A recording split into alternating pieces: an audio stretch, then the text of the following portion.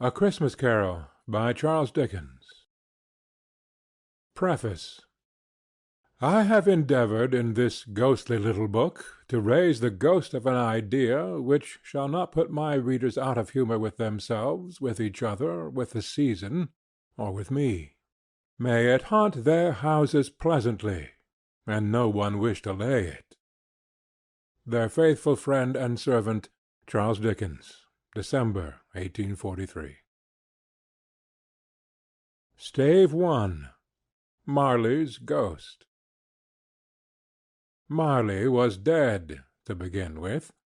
There is no doubt whatever about that. The register of his burial was signed by the clergyman, the clerk, the undertaker, and the chief mourner. Scrooge signed it, and Scrooge's name was good upon change for anything he chose to put his hand to. Old Marley was as dead as a door-nail. Mind, I don't mean to say that I know, of my own knowledge, what there is particularly dead about a door-nail. I might have been inclined myself to regard a coffin-nail as the deadest piece of ironmongery in the trade. But the wisdom of our ancestors is in the simile, and my unhallowed hands shall not disturb it, or the country is done for. You will therefore permit me to repeat emphatically that Marley was as dead as a door-nail. Scrooge knew he was dead? Of course he did. How could it be otherwise? Scrooge and he were partners for I don't know how many years. Scrooge was his sole executor, his sole administrator, his sole assign, his sole residuary legatee, his sole friend and sole mourner. And even Scrooge was not so dreadfully cut up by the sad event but that he was an excellent man of business on the very day of the funeral, and solemnized it with an undoubted bargain. The mention of Marley's funeral brings me back to the point I started from. There is no doubt that Marley was dead. This must be distinctly understood, or nothing wonderful can come of the story I am going to relate. If we were not perfectly convinced that Hamlet's father died before the play began, there would be nothing more remarkable in his taking a stroll at night in an easterly wind upon his own ramparts than there would be in any other middle-aged gentleman rashly turning out after dark in a breezy spot, say St. Paul's churchyard, for instance, literally to astonish his son's weak mind. Scrooge never painted out old Marley's name. There it stood years afterwards above the warehouse door, Scrooge and Marley. The firm was known as Scrooge and Marley. Sometimes people new to the business called Scrooge Scrooge, and sometimes Marley, but he answered to both names. It was all the same to him. Oh, but he was a tight-fisted hand at the grindstone, Scrooge, a squeezing, wrenching, grasping, scraping, clutching, covetous old sinner, hard and sharp as flint, from which no steel had ever struck out generous fire, secret and self-contained and solitary as an oyster. The cold within him froze his old features, nipped his pointed nose, shrivelled his cheek, stiffened his gait, made his eyes red, his thin lips blue, and spoke out shrewdly in his grating voice. A frosty rime was on his head, and on his eyebrows and his wiry chin. He carried his own low temperature always about with him. He iced his office in the dog-days, and didn't thaw it 1 degree at Christmas. External heat and cold had little influence on Scrooge. No warmth could warm, no wintry weather chill him. No wind that blew was bitterer than he, no falling snow was more intent upon its purpose, no pelting rain less open to entreaty. Foul weather didn't know where to have him. The heaviest rain and snow and hail and sleet could boast of the advantage over him in only one respect. They often came down handsomely, and Scrooge never did. Nobody ever stopped him in the street to say, with gladsome looks, "My dear Scrooge, how are you? When will you come to see me?" No beggars implored him to bestow a trifle, no children asked him what it was o'clock. No man or woman ever once in all his life inquired the way to such and such a place of Scrooge. Even the blind men's dogs appeared to know him, and when they saw him coming on, would tug their owners into doorways and up courts, and then would wag their tails as though they said, "No eye at all is better than an evil one, dark master." But what did Scrooge care? It was the very thing he liked. To edge his way along the crowded paths of life, warning all human sympathy to keep its distance, was what the knowing ones call nuts to Scrooge. Once upon a time, of all the good days in the year, on Christmas Eve, old Scrooge sat busy in his counting-house. It was cold, bleak, biting weather, foggy withal, and he could hear the people in the court outside go wheezing up and down, beating their hands upon their breasts, and stamping their feet upon the pavement stones to warm them. The city clocks had only just gone 3, but it was quite dark already. It had not been light all day, and candles were flaring in the windows of the neighboring offices like ruddy smears upon the palpable brown air. The fog came pouring in at every chink and keyhole, and was so dense without that although the court was of the narrowest, the houses opposite were mere phantoms. To see the dingy cloud come drooping down, obscuring everything, one might have thought that nature lived hard by and was brewing on a large scale. The door of Scrooge's counting-house was open, that he might keep his eye upon his clerk, who, in a dismal little cell beyond, a sort of tank, was copying letters. Scrooge had a very small fire, but the clerk's fire was so much smaller that it looked like one coal. But he couldn't replenish it, for Scrooge kept the coal-box in his own room, and so surely as the clerk came in with the shovel, the master predicted that it would be necessary for them to part. Wherefore the clerk put on his white comforter, and tried to warm himself at the candle, in which effort, not being a man of a strong imagination, he failed. "A Merry Christmas, uncle! God save you!" cried a cheerful voice. It was the voice of Scrooge's nephew, who came upon him so quickly that this was the first intimation he had of his approach. "Bah!" said Scrooge. "Humbug!" He had so heated himself with his rapid walking in the fog and frost, this nephew of Scrooge's, that he was all in a glow. His face was ruddy and handsome, his eyes sparkled, and his breath smoked again. "Christmas a humbug, uncle?" said Scrooge's nephew. "You don't mean that, I am sure." "I do," said Scrooge. "Merry Christmas!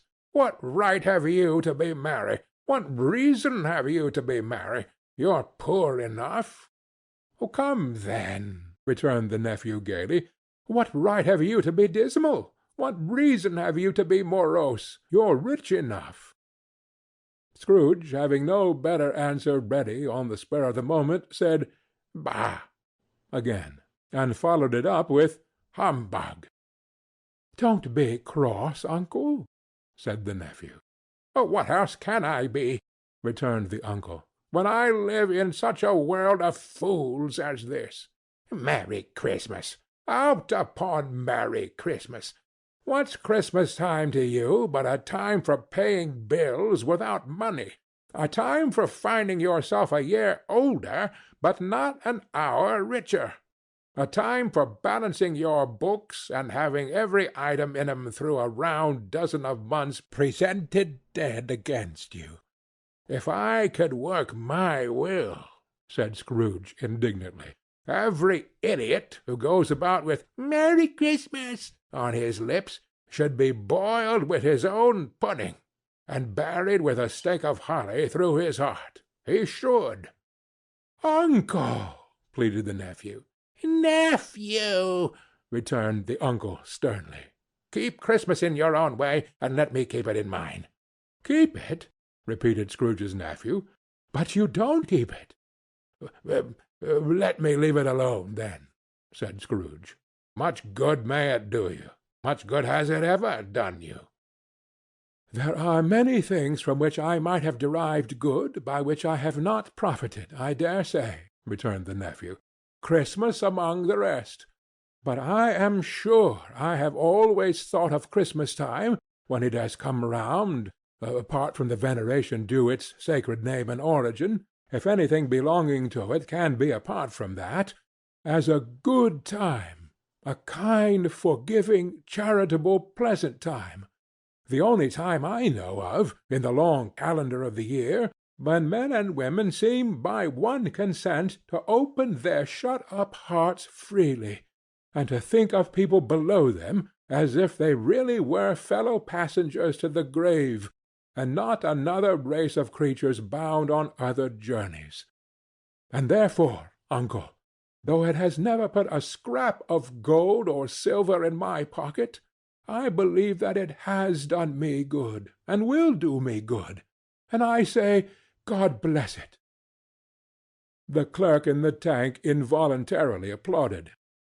Becoming immediately sensible of the impropriety, he poked the fire, and extinguished the last frail spark forever. "Let me hear another sound from you," said Scrooge, "and you'll keep your Christmas by losing your situation. You're quite a powerful speaker, sir," he added, turning to his nephew. "I wonder you don't go into Parliament." "Don't be angry, uncle. Come, dine with us to-morrow." Scrooge said that he would see him. Yes, indeed, he did. He went the whole length of the expression, and said that he would see him in that extremity first. "But why?" cried Scrooge's nephew. "Why?" "Why did you get married?" said Scrooge. "Because I fell in love." "Because you fell in love," growled Scrooge, as if that were the only one thing in the world more ridiculous than a Merry Christmas. "Good afternoon." "Nay, uncle, but you never came to see me before that happened. Why give it as a reason for not coming now?" "Good afternoon," said Scrooge. "I want nothing from you. I ask nothing of you. Why cannot we be friends?" "Good afternoon," said Scrooge. "I am sorry, with all my heart, to find you so resolute. We have never had any quarrel to which I have been a party, but I have made the trial in homage to Christmas, and I'll keep my Christmas humor to the last. So, a Merry Christmas, uncle." "Good afternoon," said Scrooge. "And a Happy New Year." "Good afternoon," said Scrooge. His nephew left the room without an angry word notwithstanding.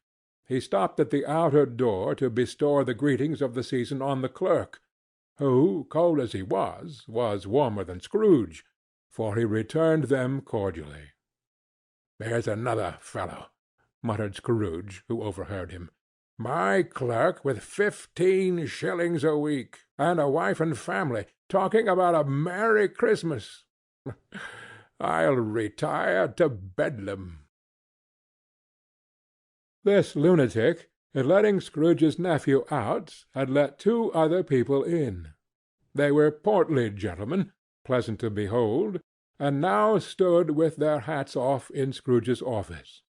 They had books and papers in their hands, and bowed to him. "Scrooge and Marley's, I believe," said one of the gentlemen, referring to his list. "Have I the pleasure of addressing Mr. Scrooge or Mr. Marley?" "Mr. Marley has been dead these 7 years," Scrooge replied. "He died 7 years ago, this very night." "We have no doubt his liberality is well represented by his surviving partner," said the gentleman, presenting his credentials. It certainly was, for they had been two kindred spirits. At the ominous word liberality, Scrooge frowned, and shook his head, and handed the credentials back. "At this festive season of the year, Mr. Scrooge," said the gentleman, taking up a pen, "it is more than usually desirable that we should make some slight provision for the poor and destitute, who suffer greatly at the present time. Many thousands are in want of common necessaries. Hundreds of thousands are in want of common comforts, sir." "Are there no prisons?" asked Scrooge. "Oh, plenty of prisons," said the gentleman, laying down the pen again. "And the Union workhouses," demanded Scrooge, "are they still in operation?"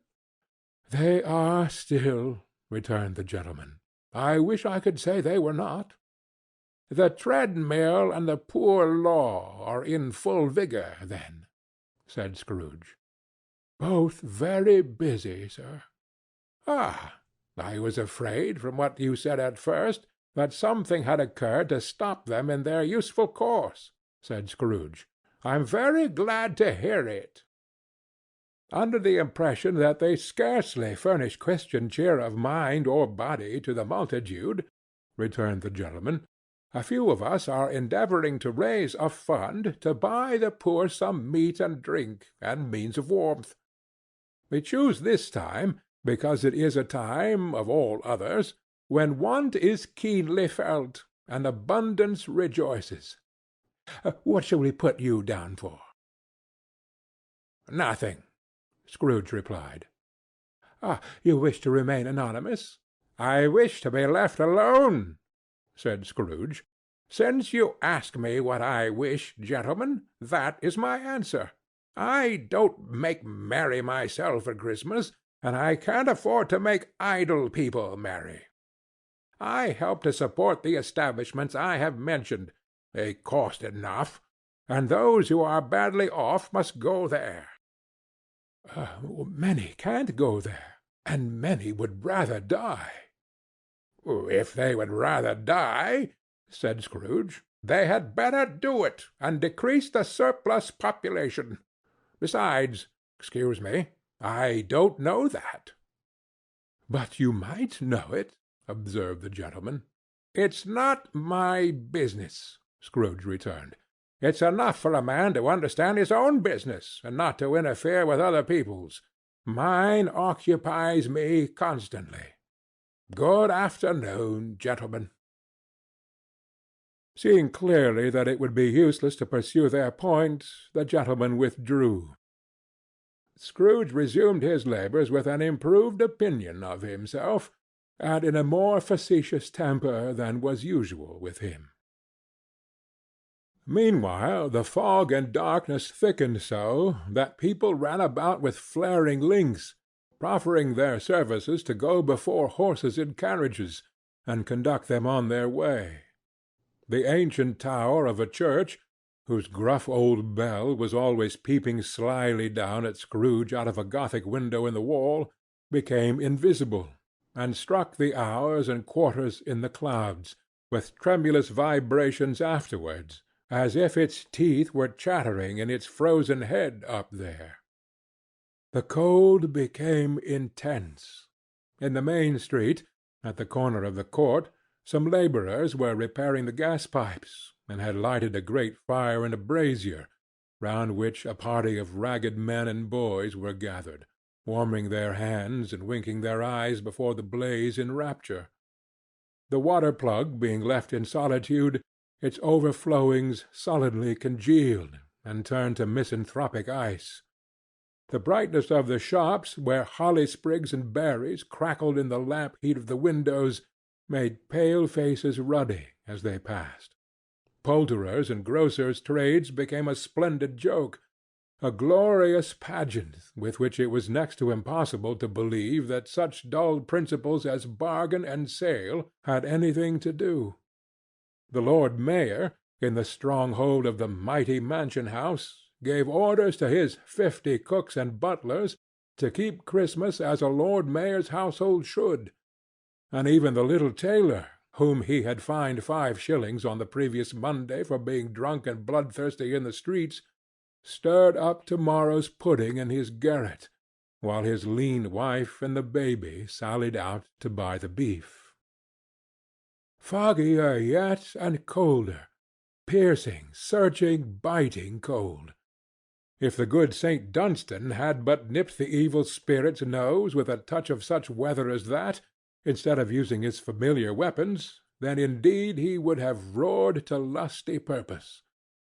The owner of one scant young nose, gnawed and mumbled by the hungry cold as bones are gnawed by dogs, stooped down at Scrooge's keyhole to regale him with a Christmas carol. But at the first sound of "God bless you, merry gentlemen, may nothing you dismay," Scrooge seized the ruler with such energy of action that the singer fled in terror, leaving the keyhole to the fog, an even more congenial frost. At length the hour of shutting up the counting-house arrived. With an ill will Scrooge dismounted from his stool and tacitly admitted the fact to the expectant clerk in the tank, who instantly snuffed his candle out and put on his hat. "You'll want all day to-morrow, I suppose?" said Scrooge. "If quite convenient, sir." "It's not convenient," said Scrooge, "and it's not fair. If I was to stop 1/2-crown for it, you'd think yourself ill-used, I'll be bound." The clerk smiled faintly. "And yet," said Scrooge, "you don't think me ill-used when I pay a day's wages for no work." The clerk observed that it was only once a year. "A poor excuse for picking a man's pocket every 25th of December," said Scrooge, buttoning his great-coat to the chin. "But I suppose you must have the whole day." "Be here all the earlier next morning." The clerk promised that he would, and Scrooge walked out with a growl. The office was closed in a twinkling, and the clerk, with the long ends of his white comforter dangling below his waist, for he boasted no greatcoat, went down a slide-on Cornhill at the end of a lane of boys 20 times, in honor of its being Christmas Eve, and then ran home to Camden Town as hard as he could pelt, to play at blindman's buff. Scrooge took his melancholy dinner in his usual melancholy tavern, and having read all the newspapers, and beguiled the rest of the evening with his banker's book, went home to bed. He lived in chambers which had once belonged to his deceased partner. They were a gloomy suite of rooms in a lowering pile of building up a yard, where it had so little business to be that one could scarcely help fancying it must have run there when it was a young house, playing at hide-and-seek with other houses, and forgotten the way out again. It was old enough now, and dreary enough, for nobody lived in it but Scrooge, the other rooms being all let out as offices. The yard was so dark that even Scrooge, who knew its every stone, was fain to grope with his hands. The fog and frost so hung about the black old gateway of the house that it seemed as if the genius of the weather sat in mournful meditation on the threshold. Now it is a fact that there was nothing at all particular about the knocker on the door, except that it was very large. It was also a fact that Scrooge had seen it night and morning during his whole residence in that place. Also that Scrooge had as little of what is called fancy about him as any man in the city of London, even including, which is a bold word, the corporation, aldermen, and livery. Let it also be borne in mind that Scrooge had not bestowed one thought on Marley since his last mention of his 7 years dead partner that afternoon. And then let any man explain to me, if he can, how it happened that Scrooge, having his key in the lock of the door, saw in the knocker, without its undergoing any intermediate process of change, not a knocker, but Marley's face. Marley's face, It was not in impenetrable shadow, as the other objects in the yard were, but had a dismal light about it, like a bad lobster in a dark cellar. It was not angry or ferocious, but looked at Scrooge as Marley used to look, with ghostly spectacles turned up on his ghostly forehead. The hair was curiously stirred, as if by breath or hot air, and though the eyes were wide open, they were perfectly motionless. That and its livid color made it horrible, but its horror seemed to be in spite of the face and beyond its control, rather than a part of its own expression. As Scrooge looked fixedly at this phenomenon, it was a knocker again.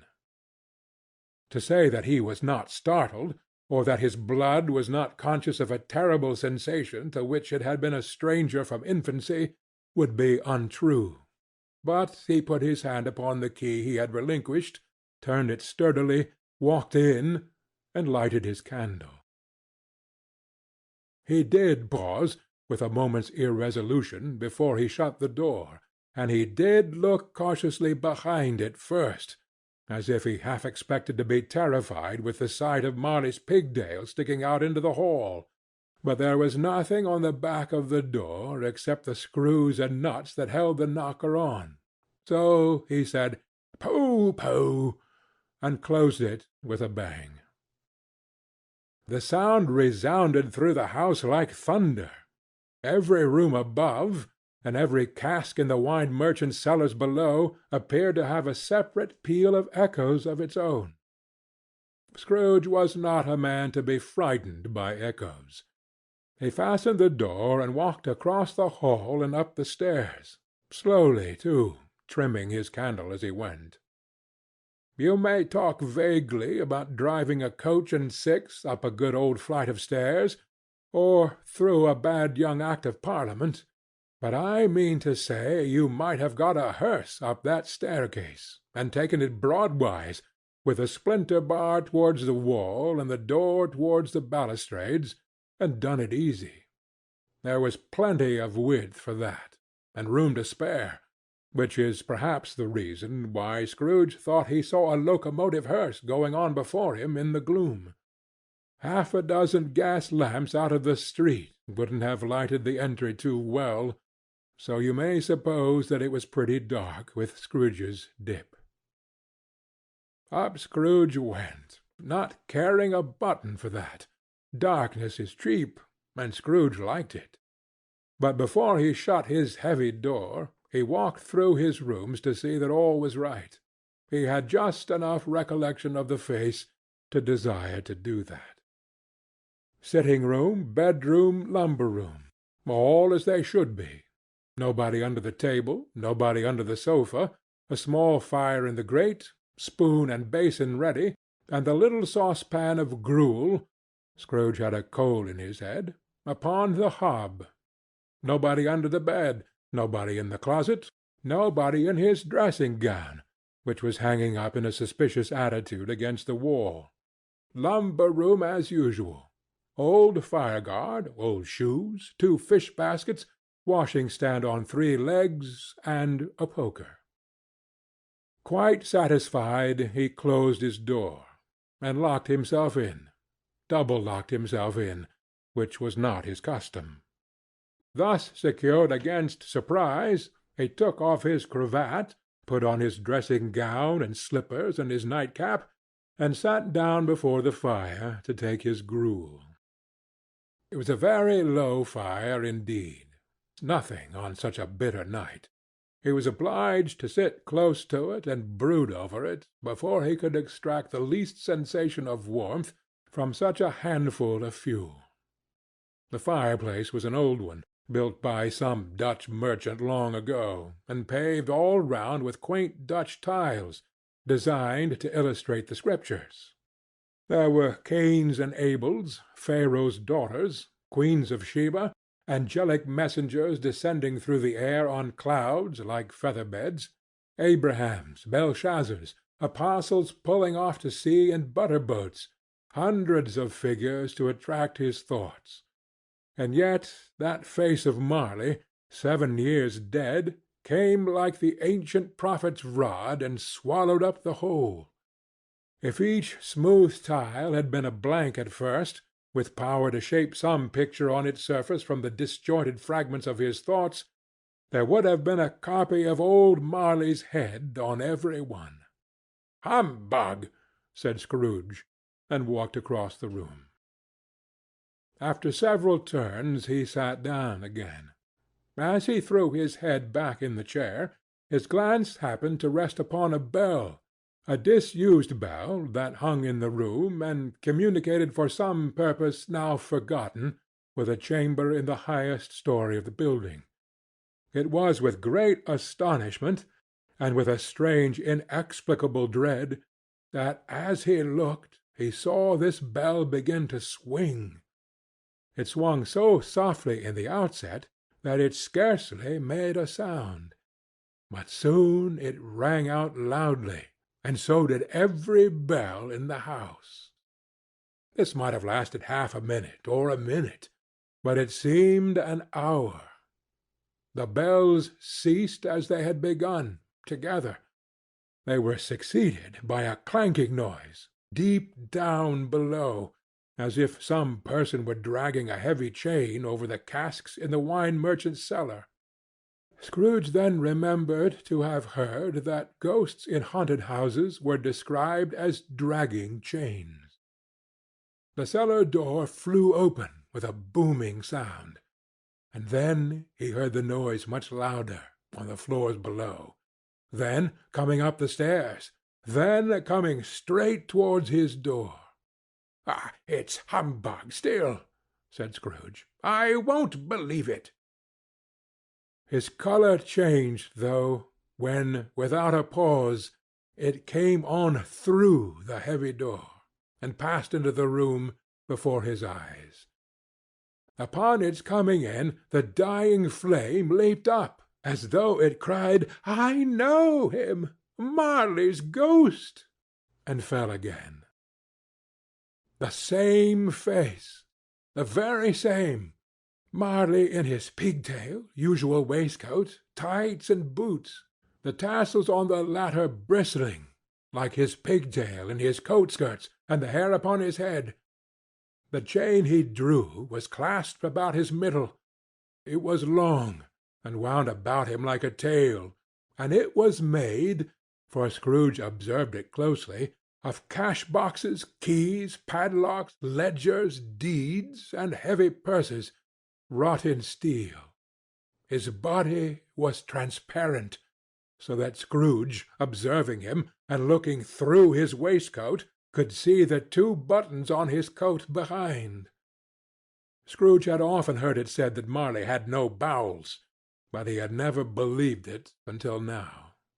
Nor did he believe it even now, though he looked the phantom through and through, and saw it standing before him, though he felt the chilling influence of its death-cold eyes, and marked the very texture of the folded kerchief bound about its head and chin, which wrapper he had not observed before, he was still incredulous, and fought against his senses. "How now?" said Scrooge, caustic and cold as ever. "What do you want with me?" "Much." Marley's voice, no doubt about it. "Who are you?" "Ask me who I was." "Who were you, then?" said Scrooge, raising his voice. "You're particular for a shade." He was going to say "to a shade," but substituted this as more appropriate. "In life I was your partner, Jacob Marley." Can you sit down?" asked Scrooge, looking doubtfully at him. "I can." "Do it, then." Scrooge asked the question because he didn't know whether a ghost so transparent might find himself in a condition to take a chair, and felt that in the event of its being impossible, it might involve the necessity of an embarrassing explanation. But the ghost sat down on the opposite side of the fireplace, as if he were quite used to it. "You don't believe in me," observed the ghost. "I don't," said Scrooge. "What evidence would you have of my reality beyond that of your senses?" "I don't know," said Scrooge. "Why do you doubt your senses?" "Because," said Scrooge, "a little thing affects them. A slight disorder of the stomach makes them cheats. You may be an undigested bit of beef, a blot of mustard, a crumb of cheese, a fragment of an underdone potato. There's more of gravy than of grave about you, whatever you are." Scrooge was not much in the habit of cracking jokes, nor did he feel in his heart by any means waggish then. The truth is that he tried to be smart, as a means of distracting his own attention and keeping down his terror, for the spectre's voice disturbed the very marrow in his bones. To sit staring at those fixed glazed eyes in silence for a moment would play, Scrooge felt, the very deuce with him. There was something very awful, too, in the spectre's being provided with an infernal atmosphere of its own. Scrooge could not feel it himself, but this was clearly the case, for though the ghost sat perfectly motionless, its hair and skirts and tassels were still agitated, as by the hot vapour from an oven. "You see this toothpick?" said Scrooge, returning quickly to the charge for the reason just assigned, and wishing, though it were only for a second, to divert the vision's stony gaze from himself. "I do," replied the ghost. "You are not looking at it," said Scrooge. "But I see it," said the ghost, "notwithstanding." "Well," returned Scrooge, "I have but to swallow this, and be for the rest of my days persecuted by a legion of goblins, all of my own creation. Humbug, I tell you, humbug!" At this the spirit raised a frightful cry, and shook its chain with such a dismal and appalling noise that Scrooge held on tight to his chair to save himself from falling in a swoon. But how much greater was his horror when the phantom, taking off the bandage round its head, as if it were too warm to wear indoors, its lower jaw dropped down upon its breast. Scrooge fell upon his knees, and clasped his hands before his face. "Mercy!" he said. "Dreadful apparition! Why do you trouble me?" "Man of the worldly mind," replied the ghost, "do you believe in me or not?" "I do," said Scrooge. "I must. But why do spirits walk the earth? And why do they come to me?"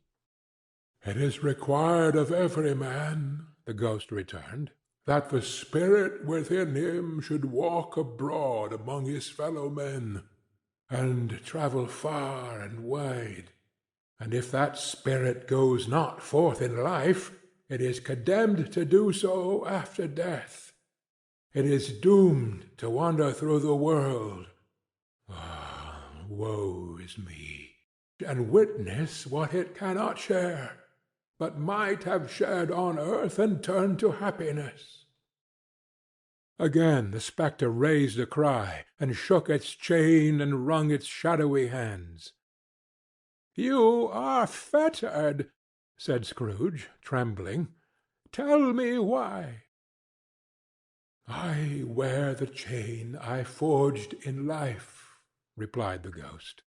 "I made it, link by link and yard by yard. I girded it on of my own free will, and of my own free will I wore it.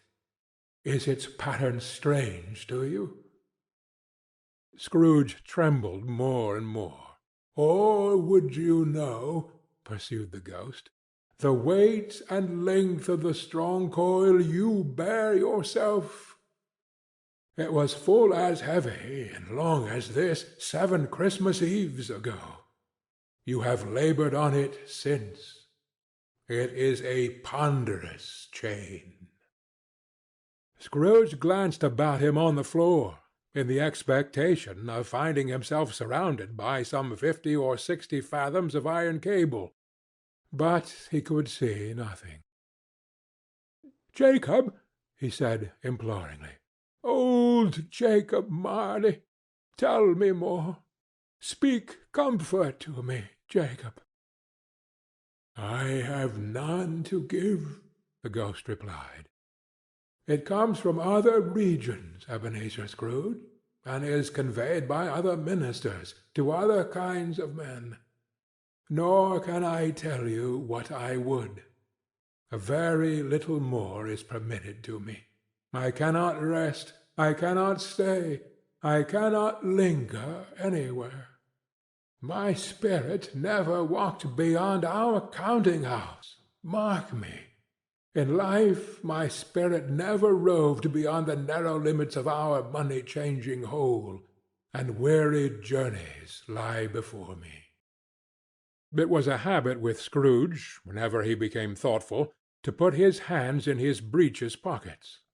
Pondering on what the ghost had said, he did so now, but without lifting up his eyes or getting off his knees. "You must have been very slow about it, Jacob," Scrooge observed, in a business-like manner, though with humility and deference. "Slow?" the ghost repeated. "7 years dead," mused Scrooge, "and travelling all the time." "The whole time," said the ghost. "No rest, no peace, incessant torture of remorse." "You travel fast?" said Scrooge. "On the wings of the wind," replied the ghost. "You might have got over a great quantity of ground in 7 years," said Scrooge. The ghost, on hearing this, set up another cry, and clanked its chain so hideously in the dead silence of the night that the ward would have been justified in indicting it for a nuisance. "Oh, captive, bound, and double-ironed," cried the phantom, "not to know that ages of incessant labor by immortal creatures for this earth must pass into eternity, for the good of which it is susceptible is all developed. Not to know that any Christian spirit working kindly in its little sphere, whatever it may be, will find its mortal life too short for its vast means of usefulness. Not to know that no space of regret can make amends for one life's opportunity misused.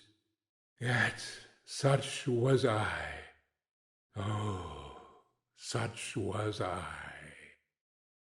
"But you were always a good man of business, Jacob," faltered Scrooge, who now began to apply this to himself.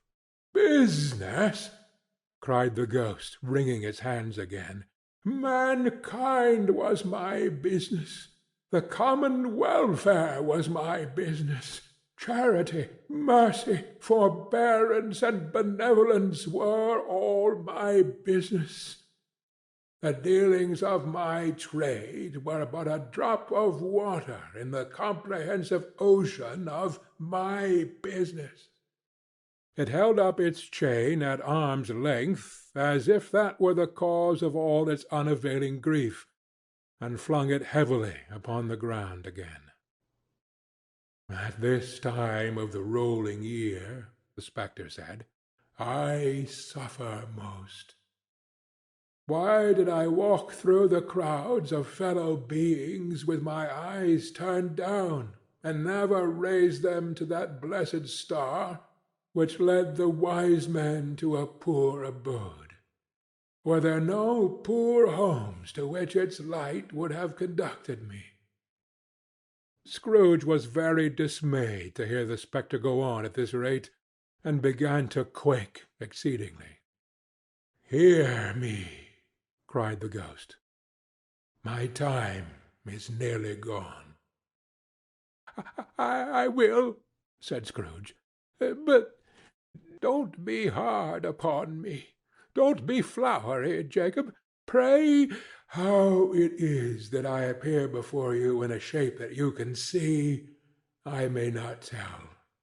I have sat invisible beside you many and many a day." It was not an agreeable idea. Scrooge shivered, and wiped the perspiration from his brow. "That is no light part of my penance," pursued the ghost. "I am here to-night to warn you that you have yet a chance and hope of escaping my fate. A chance and hope of my procuring, Ebenezer." "You were always a good friend to me," said Scrooge. "Thank'ee." "You will be haunted," resumed the ghost, "by 3 spirits." Scrooge's countenance fell, almost as low as the ghost's had done. "Is that the chance and hope you mentioned, Jacob?" he demanded, in a faltering voice. "It is." I think I'd rather not," said Scrooge. "Without their visits," said the ghost, "you cannot hope to shun the path I tread. Expect the first to-morrow, when the bell tolls 1. "Couldn't I take them all at once, and have it over, Jacob?" hinted Scrooge. "Expect the second on the next night, at the same hour. The third upon the next night, when the last stroke of 12 has ceased to vibrate. Look to see me no more, and look that for your own sake you remember what has passed between us." When it had said these words, the spectre took its wrapper from the table, and bound it round its head as before. Scrooge knew this by the smart sound its teeth made when the jaws were brought together by the bandage. He ventured to raise his eyes again, and found his supernatural visitor confronting him in an erect attitude, with its chain wound over and about its arm. The apparition walked backward from him, and at every step it took the window raised itself a little, so that when the spectre reached it, it was wide open. It beckoned Scrooge to approach, which he did. When they were within 2 paces of each other, Marley's ghost held up its hand, warning him to come no nearer. Scrooge stopped, not so much in obedience as in surprise and fear, for on the raising of the hand he became sensible of confused noises in the air, incoherent sounds of lamentation and regret, wailing, inexpressibly sorrowful and self-accusatory. The spectre, after listening for a moment, joined in the mournful dirge, and floated out upon the bleak, dark night. Scrooge followed to the window, desperate in his curiosity. He looked out. The air was filled with phantoms, wandering hither and thither in restless haste, and moaning as they went. Every one of them wore chains like Marley's ghost. Some few, they might be guilty governments, were linked together. None were free. Many had been personally known to Scrooge in their lives. He had been quite familiar with one old ghost, in a white waistcoat, with a monstrous iron safe attached to his ankle, who cried piteously at being unable to assist a wretched woman with an infant, whom it saw below upon a doorstep. The misery with them all was, clearly, that they sought to interfere for good in human matters, and had lost the power forever.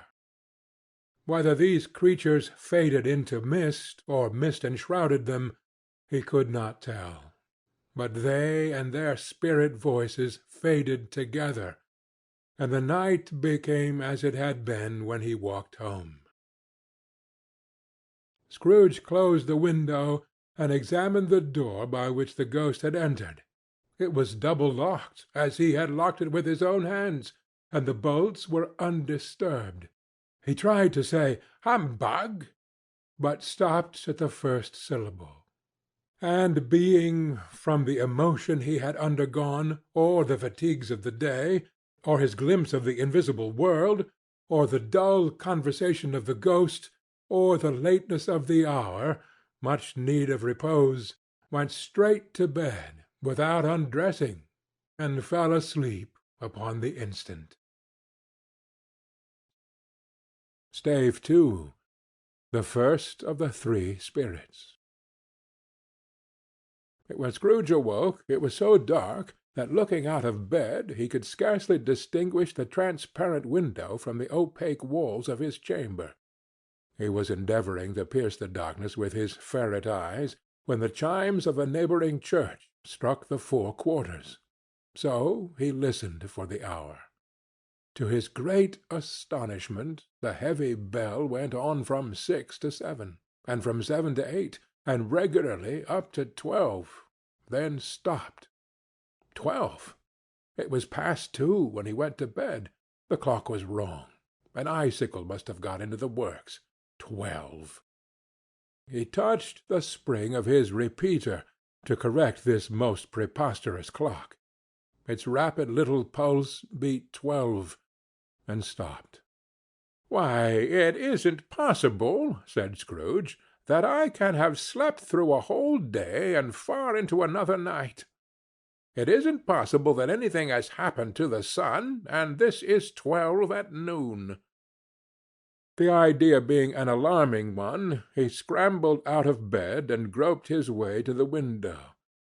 He was obliged to rub the frost off with the sleeve of his dressing-gown before he could see anything, and could see very little then.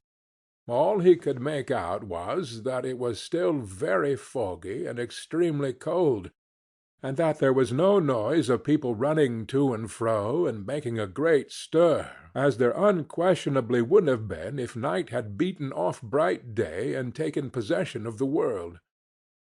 This was a great relief, because 3 days after sight of the first of exchange paid to Mr. Ebenezer Scrooge or his order, and so forth, would have become a mere United States security if there were no days to count by. Scrooge went to bed again and thought, and thought, and thought it over and over and over, and could make nothing of it. The more he thought, the more perplexed he was, and the more he endeavored not to think, the more he thought. Marley's ghost bothered him exceedingly. Every time he resolved within himself, after mature inquiry, that it was all a dream, his mind flew back again, like a strong string released, to its first position, and presented the same problem to be worked all through. Was it a dream or not? Scrooge lay in this state until the chime had gone 3 quarters more, when he remembered, on a sudden, that the ghost had warned him of a visitation when the bell tolled 1. He resolved to lie awake until the hour was past, and, considering that he could no more go to sleep than go to heaven, this was perhaps the wisest resolution in his power. The quarter was so long that he was more than once convinced he must have sunk into a doze unconsciously and missed the clock. At length it broke upon his listening ear. Ding-dong! 1/4 past, said Scrooge, counting. Ding-dong! 1/2 past, said Scrooge. Ding-dong! 1/4 to it, said Scrooge. Ding-dong! The hour itself, said Scrooge triumphantly, and nothing else. He spoke before the hour bell sounded, which it now did with a deep, dull, hollow, melancholy 1. Light flashed up in the room upon the instant, and the curtains of his bed were drawn. The curtains of his bed were drawn aside, I tell you, by a hand. Not the curtains at his feet, nor the curtains at his back, but those to which his face was addressed. The curtains of his bed were drawn aside, and Scrooge, starting up into a half-recumbent attitude, found himself face to face with the unearthly visitor who drew them. As close to it as I am now to you, and I am standing in the spirit at your elbow." It was a strange figure, like a child, yet not so like a child as like an old man viewed through some supernatural medium which gave him the appearance of having receded from the view, and being diminished to a child's proportions. Its hair, which hung about its neck and down its back, was white as if with age, and yet the face had not a wrinkle in it, and the tenderest bloom was on the skin. The arms were very long and muscular, the hands the same, as if its hold were of uncommon strength. Its legs and feet, most delicately formed, were, like those upper members, bare. It wore a tunic of the purest white, and round its waist was bound a lustrous belt, the sheen of which was beautiful. It held a branch of fresh green holly in its hand, and in singular contradiction of that wintry emblem, had its dress trimmed with summer flowers. But the strangest thing about it was, that from the crown of its head there sprang a bright, clear jet of light, by which all this was visible, and which was doubtless the occasion of its using, in its duller moments, a great extinguisher for a cap, which it now held under its arm. Even this, though, when Scrooge looked at it with increasing steadiness, was not its strangest quality, for as its belt sparkled and glittered now in one part and now in another, and what was light one instant another time was dark, so the figure itself fluctuated in its distinctness, being now a thing with one arm, and now with one leg, now with 20 legs, now a pair of legs without a head, now a head without a body, of which dissolving parts no outline would be visible in the dense gloom wherein they melted away. And in the very wonder of this, it would be itself again, distinct and clear as ever. "Are you the spirit, sir, whose coming was foretold to me?" asked Scrooge. "I am." The voice was soft and gentle, singularly low, as if instead of being so close beside him, it were at a distance. "Who and what are you?" Scrooge demanded. "I am the ghost of Christmas past." "Long past?" inquired Scrooge, observant of its dwarfish stature. "No, your past." Perhaps Scrooge could not have told anybody why, if anybody could have asked him, but he had a special desire to see the spirit in his cap, and begged him to be covered. "What!" exclaimed the ghost. "Would you so soon put out with worldly hands the light I give? Is it not enough that you are one of those whose passions made this cap, and force me through whole trains of years to wear it low upon my brow?" Scrooge reverently disclaimed all intention to offend, or any knowledge of having wilfully bonneted the spirit at any period of his life. He then made bold to inquire what business brought him there. "Your welfare," said the ghost. Scrooge expressed himself much obliged, but could not help thinking that a night of unbroken rest would have been more conducive to that end. The spirit must have heard him thinking, for it said immediately, "Your reclamation, then. Take heed." It put out its strong hand as it spoke, and clasped him gently by the arm. "Rise, and walk with me."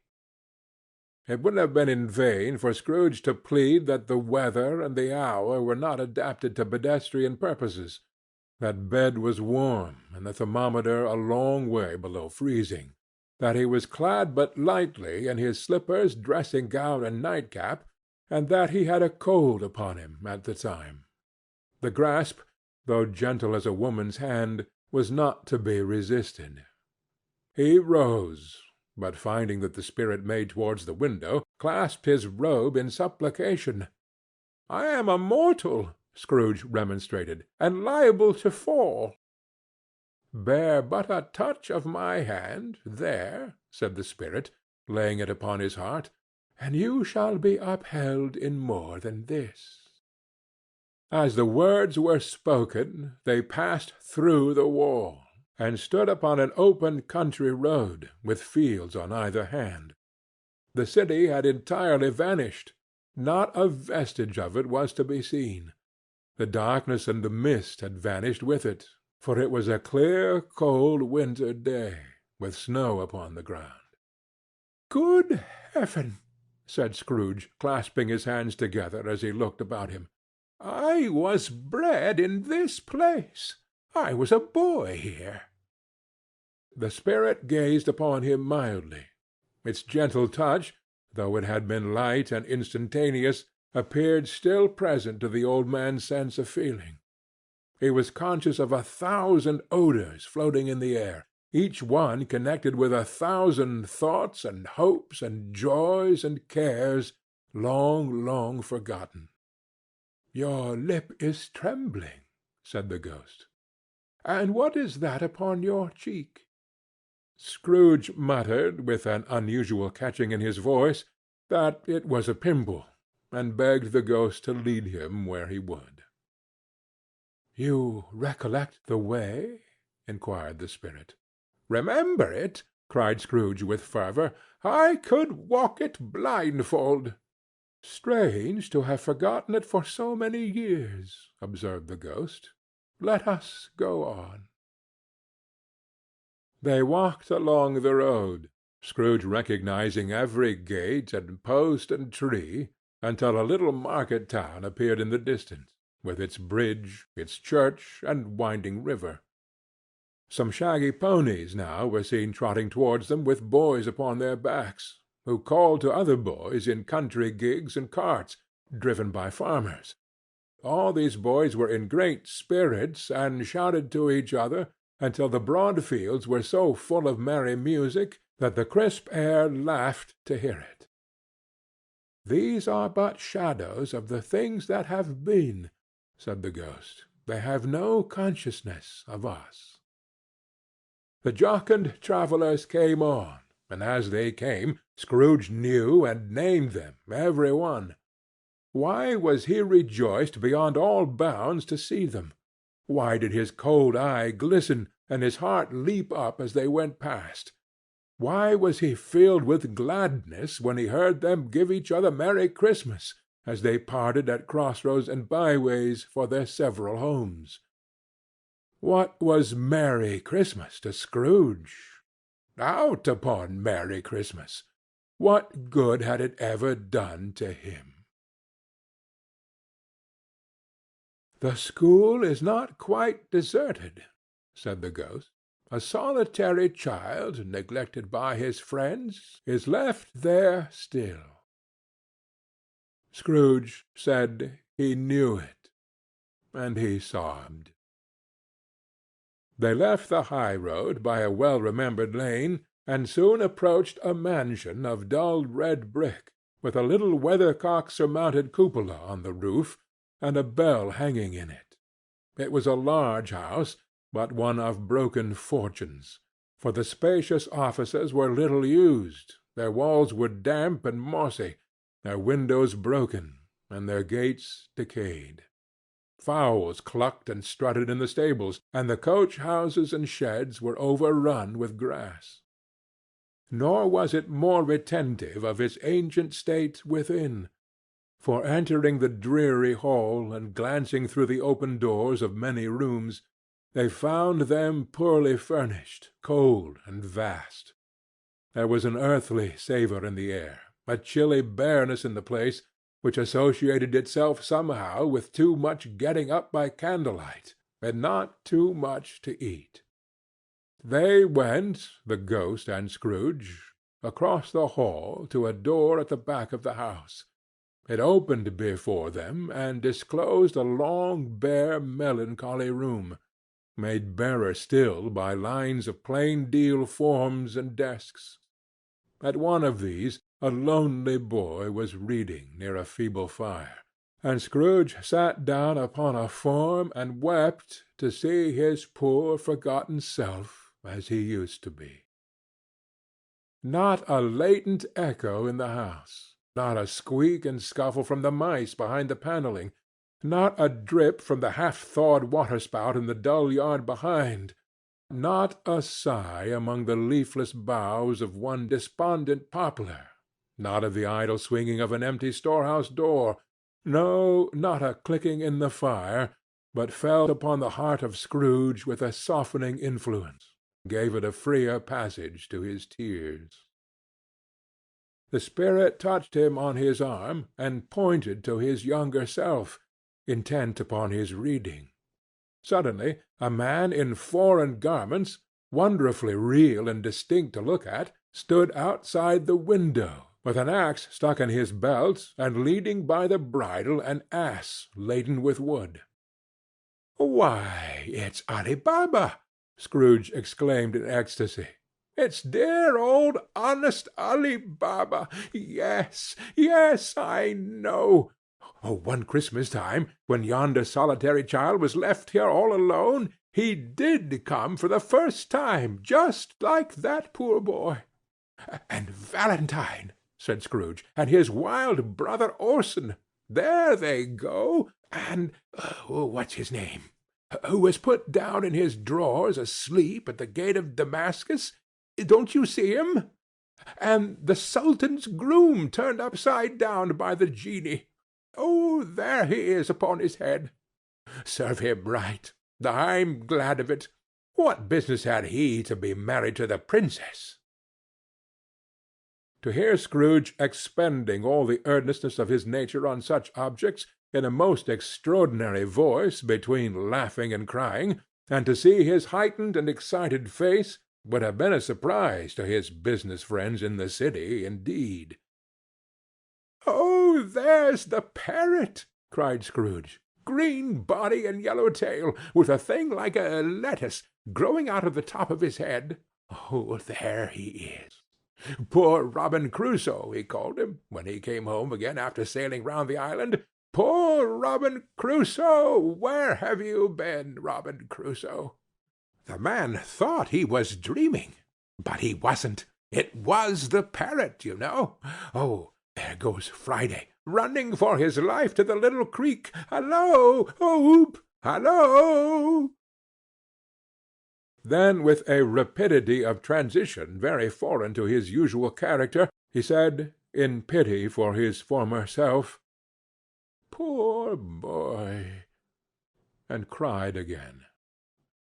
"I wish," Scrooge muttered, putting his hand in his pocket and looking about him after drying his eyes with his cuff. "But it's too late now." "What is the matter?" asked the spirit. "Nothing," said Scrooge. "Nothing. There was a boy singing a Christmas carol at my door last night. I should like to have given him something. That's all." The ghost smiled thoughtfully, and waved his hand, saying it as he did so, "Let us see another Christmas." Scrooge's former self grew larger at the words, and the room became a little darker and more dirty. The panels shrunk, the windows cracked, fragments of plaster fell out of the ceiling, and the naked laths were shown instead. But how all this was brought about, Scrooge knew no more than you do. He only knew that it was quite correct, that everything had happened so, that there he was, alone again, when all the other boys had gone home for the jolly holidays. He was not reading now, but walking up and down despairingly. Scrooge looked at the ghost, and with a mournful shaking of his head, glanced anxiously towards the door. It opened, and a little girl, much younger than the boy, came darting in, and putting her arms about his neck, and often kissing him, addressed him as her "Dear, dear brother." "I have come to bring you home, dear brother," said the child, clapping her tiny hands and bending down to laugh. "To bring you home, home, home." "Home, little Fan?" returned the boy. "Yes," said the child, brimful of glee. "Home for good and all, home for ever and ever. Father is so much kinder than he used to be that home's like heaven. He spoke so gently to me one dear night when I was going to bed that I was not afraid to ask him once more if you might come home. And he said yes, you should, and sent me in a coach to bring you. And you're to be a man," said the child, opening her eyes, "and are never to come back here. But first we're to be together all the Christmas long, and have the merriest time in all the world." "You're quite a woman, little Fan," exclaimed the boy. She clapped her hands, and laughed, and tried to touch his head, but being too little, laughed again, and stood on tiptoe to embrace him. Then she began to drag him, in her childish eagerness, towards the door, and he, nothing loth to go, accompanied her. A terrible voice in the hall cried, "Bring down Master Scrooge's box. There!" And in the hall appeared the schoolmaster himself, who glared on Master Scrooge with a ferocious condescension, and threw him into a dreadful state of mind by shaking hands with him. He then conveyed him and his sister into the veriest old well of a shivering best parlour that ever was seen, where the maps upon the wall, and the celestial and terrestrial globes in the windows, were waxy with cold. Here he produced a decanter of curiously light wine, and a block of curiously heavy cake, and administered instalments of these dainties to the young people, at the same time sending out a meagre servant to offer a glass of something to the post-boy, who answered that he thanked the gentleman, but if it was the same tap as he had tasted before, he would rather not. Master Scrooge's trunk being by this time tied on to the top of the chaise, the children bade the schoolmaster good-bye right willingly, and getting into it, drove gaily down the garden sweep, the quick wheels dashing the hoar-frost and snow from off the dark leaves of the evergreens like spray. "Always a delicate creature, whom a breath might have withered," said the ghost, "but she had a large heart." "So she had," cried Scrooge. "You're right. I will not gainsay it, Spirit. God forbid." "She died a woman," said the ghost, "and had, as I think, children." "One child," Scrooge returned. "True," said the ghost. "Your nephew." Scrooge seemed uneasy in his mind, and answered briefly, "Yes." Although they had but that moment left the school behind them, they were now in the busy thoroughfares of a city, where shadowy passengers passed and repassed, where shadowy carts and coaches battled for their way, and all the strife and tumult of a real city were. It was made plain enough by the dressing of the shops that here too it was Christmas time again, but it was evening, and the streets were lighted up. The ghost stopped at a certain warehouse door, and asked Scrooge if he knew it. "Know it?" said Scrooge. "Was I apprenticed here?" They went in. At sight of an old gentleman in a Welsh wig, sitting behind such a high desk that if he had been 2 inches taller he must have knocked his head against the ceiling, Scrooge cried in great excitement, "Why, it's old Fezziwig! Bless his heart, it's Fezziwig alive again!" Old Fezziwig laid down his pen and looked up at the clock, which pointed to the hour of 7. He rubbed his hands, adjusted his capacious waistcoat, laughed all over himself from his shoes to his organ of benevolence, and called out in a comfortable, oily, rich, fat, jovial voice, "Yo there, Ebenezer! Dick!" Scrooge's former self, now grown a young man, came briskly in, accompanied by his fellow prentice. "Dick Wilkins, to be sure," said Scrooge to the ghost. Bless me, yes, there he is. He was very much attached to me, was Dick. Poor Dick! Dear, dear!" "Yo-ho, my boys!" said Fezziwig. "No more work to-night. Christmas Eve, Dick. Christmas, Ebenezer. Let's have the shutters up," cried old Fezziwig, with a sharp clap of his hands, "before a man can say Jack Robinson." You wouldn't believe how these two fellows went at it.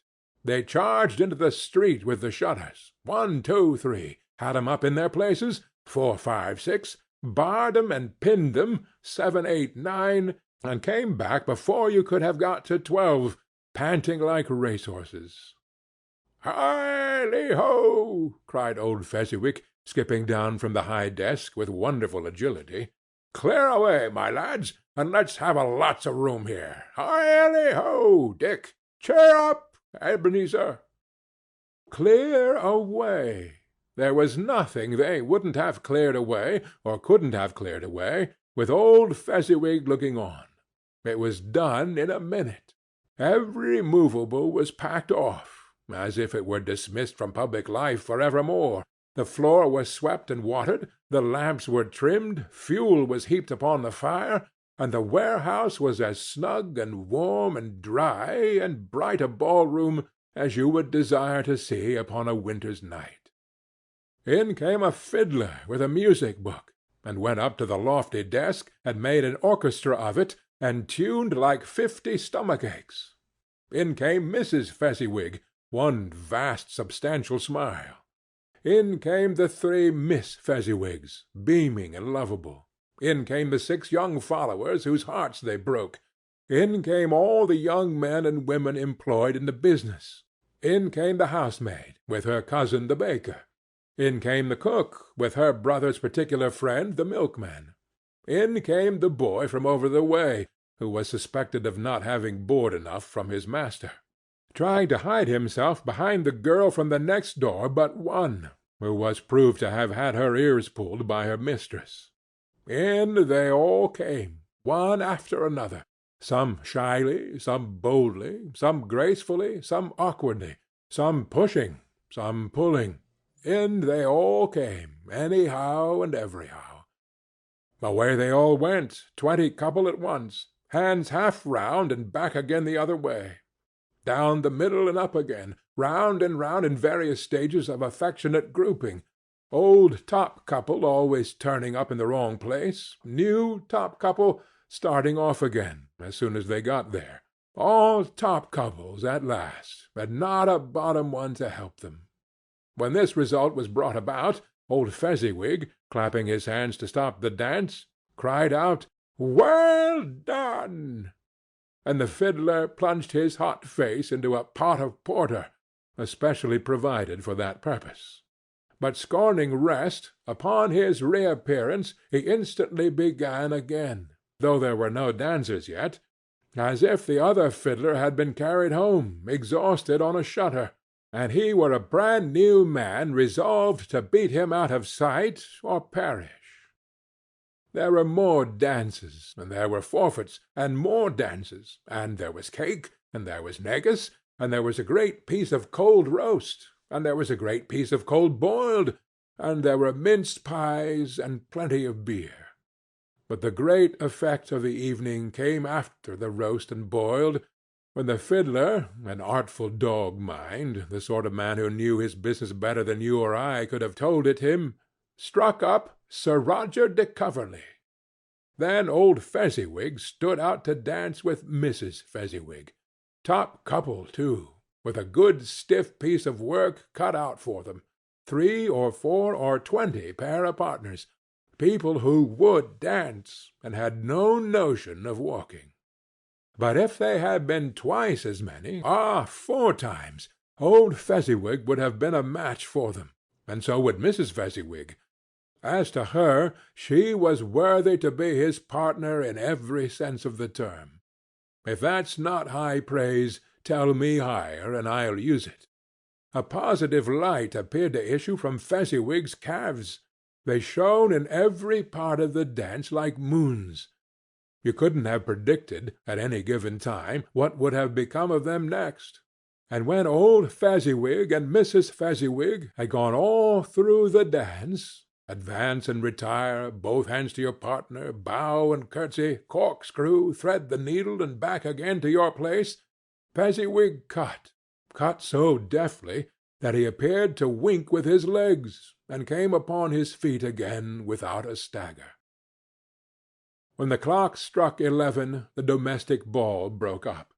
Mr. and Mrs. Fezziwig took their station, one on either side of the door, and shaking hands with every person individually as he or she went out, wished him or her a Merry Christmas. When everybody had retired but the two prentices, they did the same to them, and thus the cheerful voices died away, and the lads were left to their beds, which were under a counter in the back shop. During the whole of this time Scrooge had acted like a man out of his wits. His heart and soul were in the scene, and with his former self. He corroborated everything, remembered everything, enjoyed everything, and underwent the strangest agitation. It was not until now, when the bright faces of his former self and Dick were turned from them, that he remembered the ghost, and became conscious that it was looking full upon him, while the light upon its head burnt very clear. "A small matter," said the ghost, "to make these silly folks so full of gratitude." "Small!" echoed Scrooge. The spirit signed to him to listen to the two apprentices, who were pouring out their hearts in praise of Fezziwig, and when he had done so, said, "Why, is it not? He has spent but a few pounds of your mortal money. 3 or 4, perhaps.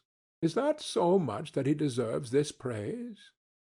"But isn't that," said Scrooge, heated by the remark, and speaking unconsciously like his former, not his latter, self, "and isn't that, spirit, he has the power to render us happy or unhappy, to make our service light or burdensome, a pleasure or a toil?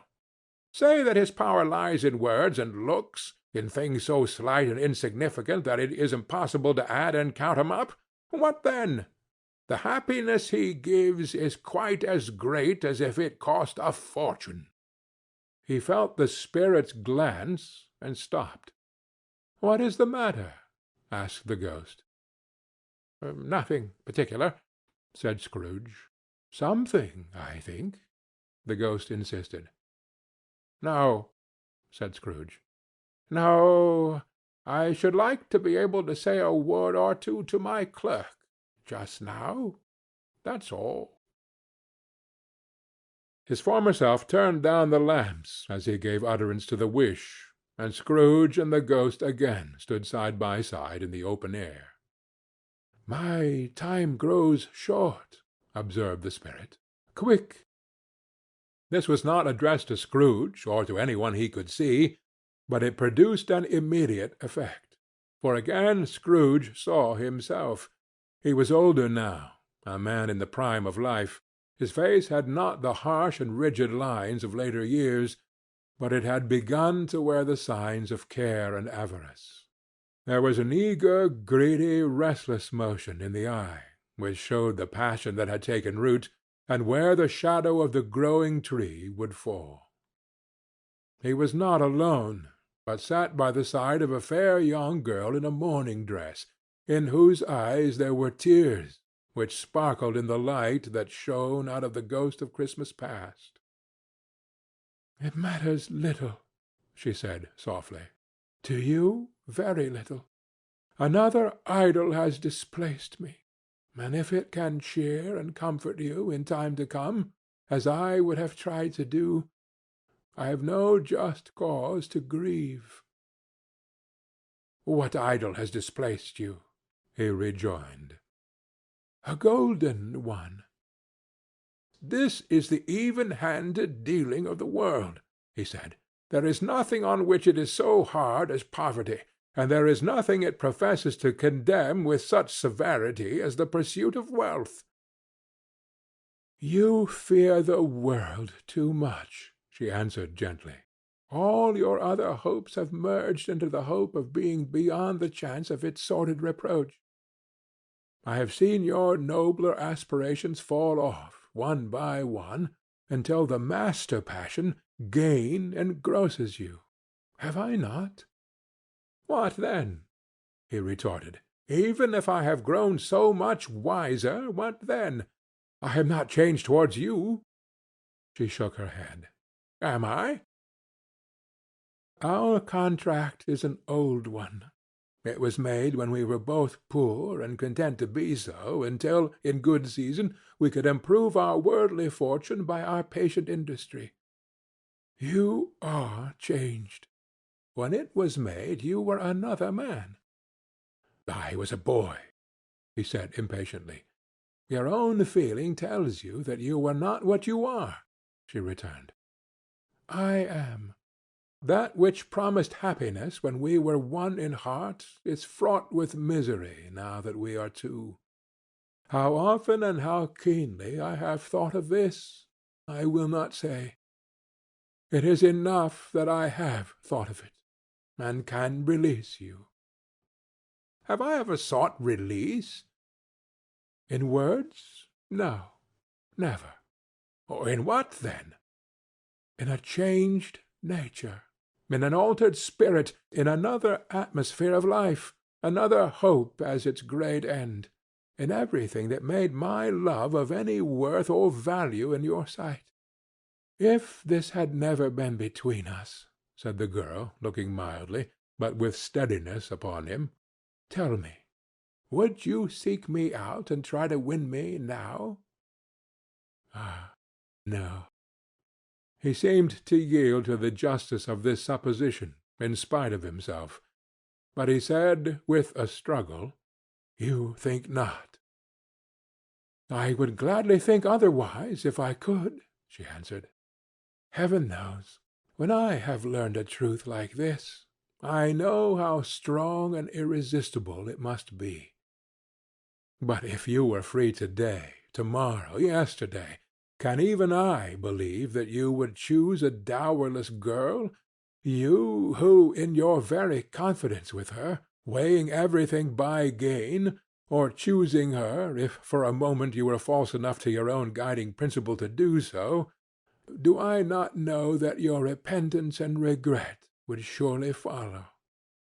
I do. And I release you, with a full heart, for the love of him you once were. He was about to speak, but with her head turned from him, she resumed. You may, the memory of what is past half makes me hope you will, have pain in this. A very, very brief time, and you will dismiss the recollection of it gladly as an unprofitable dream from which it happened well that you awoke. May you be happy in the life you have chosen. She left him, and they parted. Spirit, said Scrooge, show me no more. Conduct me home. Why do you delight to torture me? One shadow more, exclaimed the ghost. No more, cried Scrooge. No more. I don't wish to see it. Show me no more. But the relentless ghost pinioned him in both his arms, and forced him to observe what happened next. They were in another scene and place, a room, not very large or handsome, but full of comfort.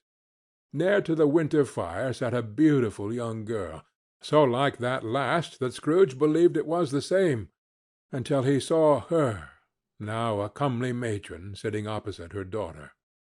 The noise in this room was perfectly tumultuous, for there were more children there than Scrooge in his agitative state of mind could count, and unlike the celebrated herd in the poem, there were not 40 children conducting themselves like one, but every child was conducting itself like 40.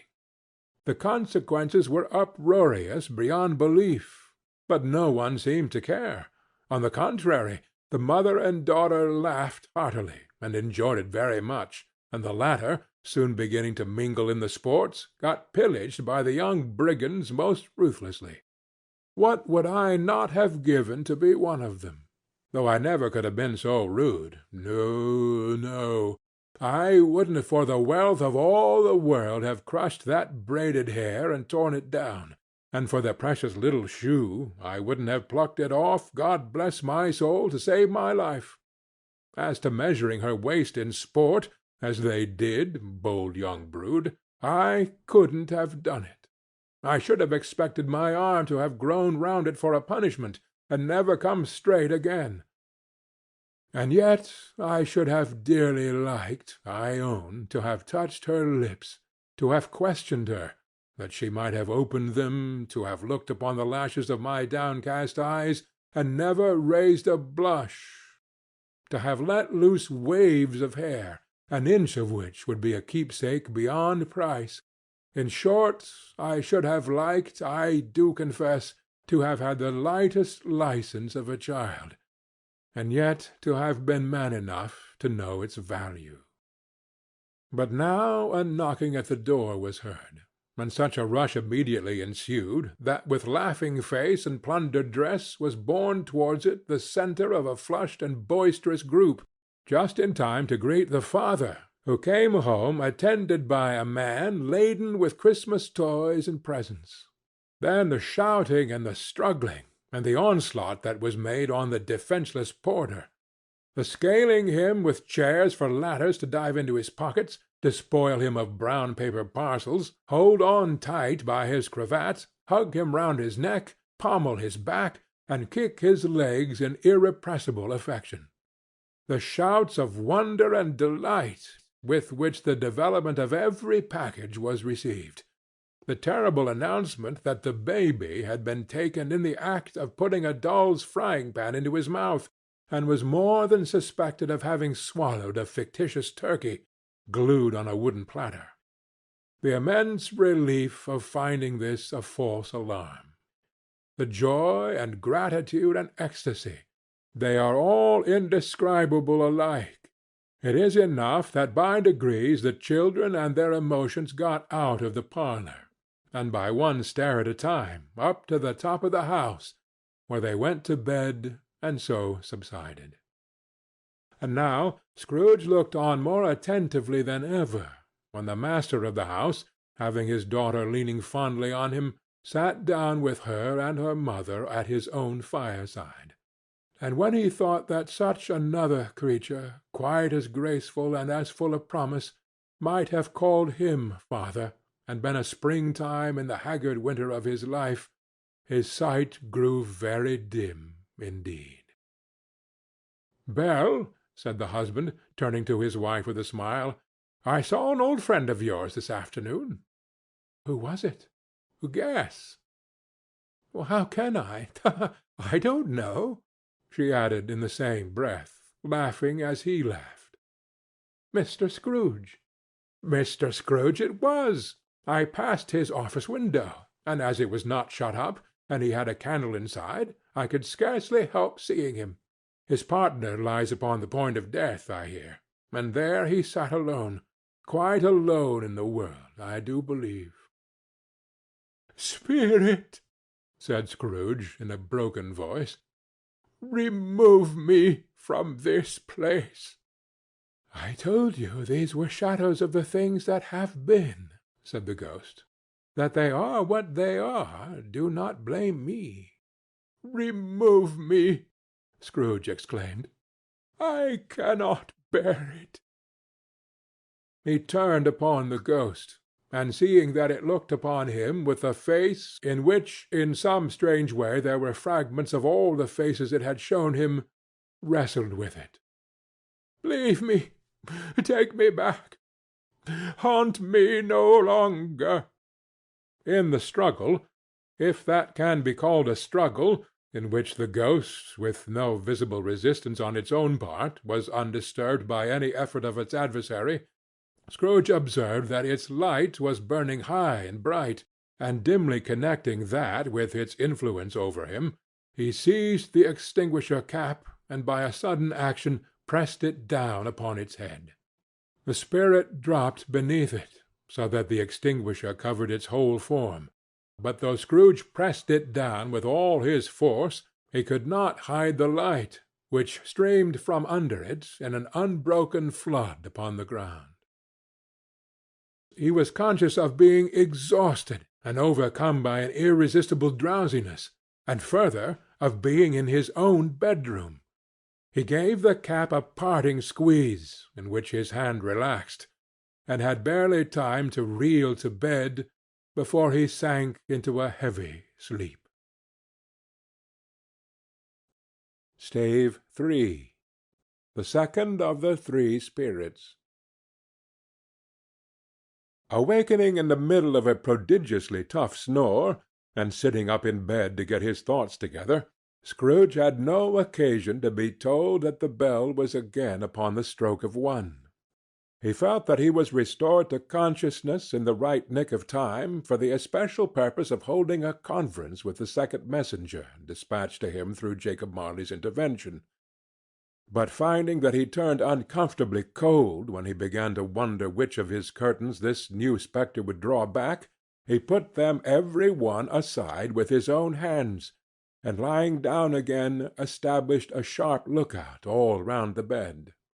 For he wished to challenge the spirit on the moment of its appearance, and did not wish to be taken by surprise and made nervous. Gentlemen of the free and easy sort, who plumed themselves on being acquainted with a move or two, and being usually equal to the time of day, express the wide range of their capacity for adventure by observing that they are good for anything from pitch and toss to manslaughter, between which opposite extremes no doubt there lies a tolerably wide and comprehensive range of subjects. Without venturing for Scrooge quite as heartily as this, I don't mind calling on you to believe that he was ready for a good broad field of strange appearances, and that nothing between a baby and a rhinoceros would have astonished him very much. Now, being prepared for almost anything, he was not by any means prepared for nothing, and consequently, when the bell struck 1 and no shape appeared, he was taken with a violent fit of trembling. 5 minutes, 10 minutes, a quarter of an hour went by, yet nothing came. All this time he lay upon his bed, the very core and centre of a blaze of ruddy light, which streamed upon it when the clock proclaimed the hour, and which, being only light, was more alarming than a dozen ghosts, as he was powerless to make out what it meant or would be at, and was sometimes apprehensive that he might be at that very moment an interesting case of spontaneous combustion, without having the consolation of knowing it. At last, however, he began to think, as you and I would have thought at first, for it is always the person not in the predicament who knows what ought to have been done in it, and would unquestionably have done it too. At last, I say, he began to think that the source and secret of this ghostly light might be in the adjoining room, from whence, on further tracing it, it seemed to shine. This idea taking full possession of his mind, he got up softly, and shuffled in his slippers to the door. The moment Scrooge's hand was on the lock, a strange voice called him by his name and bade him enter. He obeyed. It was his own room, there was no doubt about that, but it had undergone a surprising transformation. The walls and ceiling were so hung with living green that it looked like a perfect grove, from every part of which bright gleaming berries glistened. The crisp leaves of holly, mistletoe, and ivy reflected back the light, as if so many little mirrors had been scattered there, and such a mighty blaze went roaring up the chimney as that dull petrification of a hearth had never known in Scrooge's time, or Marley's, or for many and many a winter season gone. Heaped up on the floor, to form a kind of throne, were turkeys, geese, game, poultry, brawn, great joints of meat, sucking pigs, long wreaths of sausages, mince pies, plum puddings, barrels of oysters, red-hot chestnuts, cherry-cheeked apples, juicy oranges, luscious pears, immense twelfth-cakes, and seething bowls of punch that made the chamber dim with their delicious steam. In easy state upon this couch there sat a jolly giant, glorious to see, who bore a glowing torch in shape not unlike Plenty's horn, and held it up, high up, to shed its light on Scrooge, as he came peeping round the door. "Come in!" exclaimed the ghost. "Come in, and know me better, man." Scrooge entered timidly, and hung his head before this spirit. He was not the dogged Scrooge he had been, and though the spirit's eyes were clear and kind, he did not like to meet them. "I am the ghost of Christmas Present," said the spirit. "Look upon me." Scrooge reverently did so. It was clothed in one simple green robe, or mantle, bordered with white fur. This garment hung so loosely on the figure that its capacious breast was bare, as if disdaining to be warded or concealed by any artifice.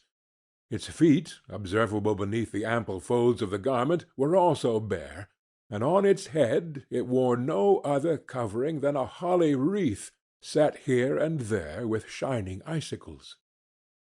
Its dark brown curls were long and free as its genial face, its sparkling eye, its open hand, its cheery voice, its unconstrained demeanor, and its joyful air. Girded round its middle was an antique scabbard, but no sword was in it, and the ancient sheath was eaten up with rust. "You have never seen the like of me before," exclaimed the spirit. "Never," Scrooge made answer to it. "Have never walked forth with the younger members of my family? Meaning, for I am very young, my elder brothers born in these later years?" pursued the phantom. "I don't think I have," said Scrooge. "I am afraid I have not. Have you had many brothers, spirit?" "More than 1,800," said the ghost. "Oh, a tremendous family to provide for," muttered Scrooge. The ghost of Christmas Present rose. "Spirit," said Scrooge submissively, "conduct me where you will. I went forth last night on compulsion, and I learnt a lesson which is working now. To-night, if you have aught to teach me, let me profit by it." "Touch my robe." Scrooge did as he was told, and held it fast. Holly, mistletoe, red berries, ivy, turkeys, geese, game, poultry, brawn, meat, pigs, sausages, oysters, pies, puddings, fruit, and punch all vanished instantly. So did the room, the fire, the ruddy glow, the hour of night, and they stood in the city streets on Christmas morning, where, for the weather was severe, the people made a rough but brisk and not unpleasant kind of music in scraping the snow from the pavement in front of their dwellings, and from the tops of their houses, whence it was mad delight to the boys to see it come plumping down into the road below, and splitting into artificial little snowstorms. The house fronts looked black enough, and the windows blacker, contrasting with the smooth white sheet of snow upon the roofs, and with the dirtier snow upon the ground, which last deposit had been ploughed up in deep furrows by the heavy wheels of carts and wagons, furrows that crossed and recrossed each other hundreds of times where the great streets branched off and made intricate channels, hard to trace in the thick yellow and icy water. The sky was gloomy, and the shortest streets were choked up with a dingy mist, half thawed, half frozen, whose heavier particles descended in a shower of sooty atoms, as if all the chimneys in Great Britain had by one consent caught fire and were blazing away to their dear hearts' content. There was nothing very cheerful in the climate or the town, and yet there was an air of cheerfulness abroad that the clearest summer air and the brightest summer sun might have endeavored to diffuse in vain. For the people who were shoveling away on the housetops were jovial and full of glee, calling out to one another from the parapets, and now and then exchanging a facetious snowball, better-natured missile far than many a wordy jest, laughing heartily if it went right, and not less heartily if it went wrong. The poulterers' shops were still half open, and the fruiterers were radiant in their glory. There were great, round, pot-bellied baskets of chestnuts, shaped like the waistcoats of jolly old gentlemen, lolling at the doors and tumbling out into the street in their apoplectic opulence. There were ruddy, brown-faced, broad-girthed Spanish onions, shining in the fatness of their growth like Spanish friars, and winking from their shelves in wanton slyness at the girls as they went by and glanced demurely at the hung-up mistletoe. There were pears and apples clustered high in blooming pyramids. There were bunches of grapes, made, in the shopkeeper's benevolence, to dangle from conspicuous hooks, that people's mouths might water gratis as they passed. There were piles of filberts, mossy and brown, recalling, in their fragrance, ancient walks among the woods and pleasant shufflings ankle-deep through withered leaves. There were Norfolk biffins, squat and swarthy, setting off the yellow of the oranges and lemons, and in the great compactness of their juicy persons, urgently entreating and beseeching to be carried home in paper bags and eaten after dinner. The very gold and silver fish set forth among these choice fruits in a bowl, though members of a dull and stagnant-blooded race, appeared to know that there was something going on, and to a fish went gasping round and round their little world in slow and passionless excitement. The grocers! Oh, the grocers! Nearly closed, with perhaps 2 shutters down, or 1, but through these gaps such glimpses! It was not alone that the scales descending on the counter made a merry sound, or that the twine and roller parted company so briskly, or that the canisters were rattled up and down like juggling tricks, or even that the blended scents of tea and coffee were so grateful to the nose, or even that the raisins were so plentiful and rare, the almonds so extremely white, the sticks of cinnamon so long and straight, the other spices so delicious, the candied fruits so caked and spotted with molten sugar, as to make the coldest lookers-on feel faint and subsequently bilious.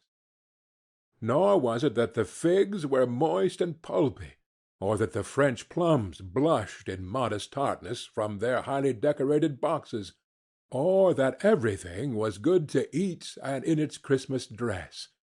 But the customers were all so hurried and so eager in their hopeful promise of the day that they tumbled up against each other at the door, crashing their wicker baskets wildly, and left their purchases upon the counter, and came running back to fetch them, and committed hundreds of like mistakes in the best humor possible, while the grocer and his people were so frank and fresh that the polished hearts with which they fastened their aprons behind might have been their own, worn outside for general inspection, and for Christmas daws to peck at, if they chose. But soon the steeples called good people all to church and chapel, and away they came, flocking through the streets in their best clothes and with their gayest faces, and at the same time there emerged from scores of by-streets, lanes, and nameless turnings innumerable people, carrying their dinners to the bakers' shops. The sight of these poor revellers appeared to interest the spirit very much, for he stood with Scrooge beside him in a baker's doorway, and taking off the covers as their bearers passed, sprinkled incense on their dinners from his torch. And it was a very uncommon kind of torch, for once or twice, when there were angry words between some dinner-carriers who had jostled each other, he shed a few drops of water on them from it, and their good humor was restored directly. for they said it was a shame to quarrel upon Christmas Day. And so it was. God love it, so it was. In time the bells ceased, and the bakers were shut up, and yet there was a genial shadowing forth of all these dinners and the progress of their cooking in the thawed blotch of wet above each baker's oven, where the pavement smoked as if its stones were cooking too. "Is there a peculiar flavour in what you sprinkle from your torch?" asked Scrooge. "There is. My own." "Would it apply to any kind of dinner on this day?" asked Scrooge. "To any kindly given. To a poor one most." "Why to a poor one most?" asked Scrooge. "Because it needs it most." "Spirit," said Scrooge, after a moment's thought, "I wonder you, of all the beings in the many worlds about us, should desire to cramp these people's opportunities of innocent enjoyment." "I?" cried the spirit. "You would deprive them of their means of dining every 7th day, often the only day on which they can be said to dine at all," said Scrooge. "Wouldn't you?" "I?" cried the spirit. "You seek to close these places on the 7th day," said Scrooge, "and it comes to the same thing." "I seek!" exclaimed the spirit. "Forgive me if I am wrong. It has been done in your name, or at least in that of your family," said Scrooge.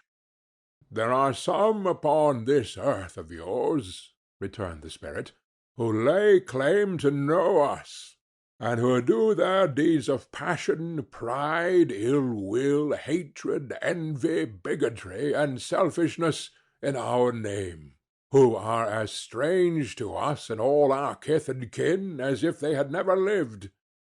Remember that, and charge their doings on themselves, not us." Scrooge promised that he would, and they went on, invisible, as they had been before, into the suburbs of the town. It was a remarkable quality of the ghost, which Scrooge had observed at the baker's, that notwithstanding his gigantic size, he could accommodate himself to any place with ease, and that he stood beneath a low roof quite as gracefully and like a supernatural creature as it was possible he could have done in any lofty hall. And perhaps it was the pleasure the good spirit had in showing off this power of his, or else it was his own kind, generous-hearted nature, and his sympathy with all poor men, that led him straight to Scrooge's clerk's, for there he went, and took Scrooge with him, holding to his robe. And on the threshold of the door the spirit smiled, and stopped to bless Bob Cratchit's dwelling with the sprinkling of his torch. Think of that! Bob had 15 bob a week himself. He pocketed on Saturdays but 15 copies of his Christian name, and yet the ghost of Christmas Present blessed his 4-roomed house. Then up rose Mrs. Cratchit, Cratchit's wife, dressed out but poorly in a twice-turned gown, but brave in ribbons, which are cheap and make a goodly show for 6pence, and she laid the cloth, assisted by Belinda Cratchit, second of her daughters, also brave in ribbons, while Master Peter Cratchit plunged a fork into the saucepan of potatoes, and getting the corners of his monstrous shirt-collar, Bob's private property conferred upon his son and heir in honor of the day, into his mouth, rejoiced to find himself so gallantly attired, and yearned to show his linen in the fashionable parks. And now 2 smaller Cratchits, boy and girl, came tearing in, screaming that outside the baker's they had smelt the goose, and known it for their own, and basking in luxurious thoughts of sage and onion, these young Cratchits danced about the table, and exalted Master Peter Cratchit to the skies, while he, not proud, although his collars nearly choked him, blew the fire until the slow potatoes, bubbling up, knocked loudly at the saucepan lid to be let out and peeled. "What has ever got your precious father, then?" said Mrs. Cratchit. "And your brother, Tiny Tim? And Martha warn't as late last Christmas Day by half an hour." "Here's Martha, mother," said a girl, appearing as she spoke. "Here's Martha, mother!" cried the two young Cratchits. "Hurrah! There's such a goose, Martha!" "My bless your heart alive, my dear, how late you are!" said Mrs. Cratchit, kissing her a dozen times, and taking off her shawl and bonnet for her with officious zeal. "We'd a deal of work to finish up last night," replied the girl, "and had to clear away this morning, mother." "Well, never mind, so long as you are come," said Mrs. Cratchit. "Sit ye down before the fire, my dear, and have a warm, Lord bless ye." "No, no, there's father coming!" cried the two young Cratchits, who were everywhere at once. "Hide, Martha, hide!" So Martha hid herself, and in came little Bob, the father, with at least 3 feet of comforter, exclusive of the fringe, hanging down before him, and his threadbare clothes darned up and brushed to look seasonable, and Tiny Tim upon his shoulder. Alas for Tiny Tim! He bore a little crutch, and had his limbs supported by an iron frame. "Why, where's our Martha?" cried Bob Cratchit, looking around. "Not coming," said Mrs. Cratchit. "Not coming?" said Bob, with a sudden declension in his high spirits, for he had been Tim's blood-horse all the way from church, and had come home rampant. "Not coming upon Christmas Day!" Martha didn't like to see him disappointed, if it were only in joke, so she came out prematurely from behind the closet door and ran into his arms, while the two young Cratchits hustled Tiny Tim and bore him off into the wash-house, that he might hear the pudding singing in the copper. "And how did little Tim behave?" said Mrs. Cratchit, when she had rallied Bob on his credulity, and Bob had hugged his daughter to his heart's content. "Oh, as good as gold," said Bob, "and better. Somehow he gets thoughtful, sitting by himself so much, and thinks the strangest things you ever heard.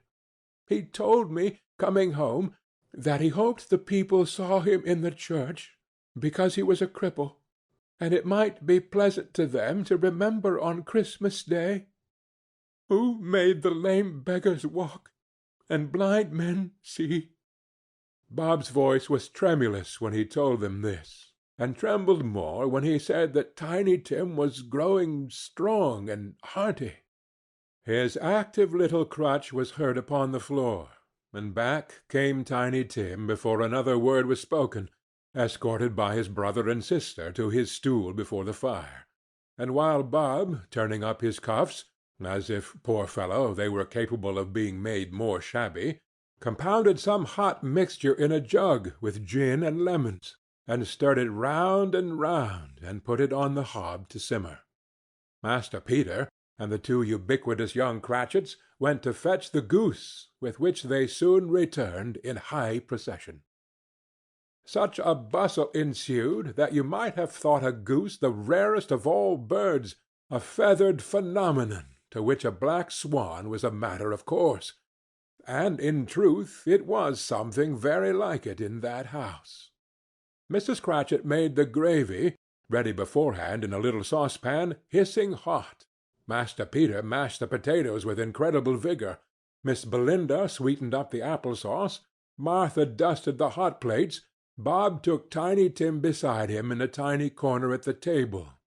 The two young Cratchits set chairs for everybody, not forgetting themselves, and mounting guard upon their posts, crammed spoons into their mouths, lest they should shriek for goose before their time came to be helped. At last the dishes were set on, and grace was said.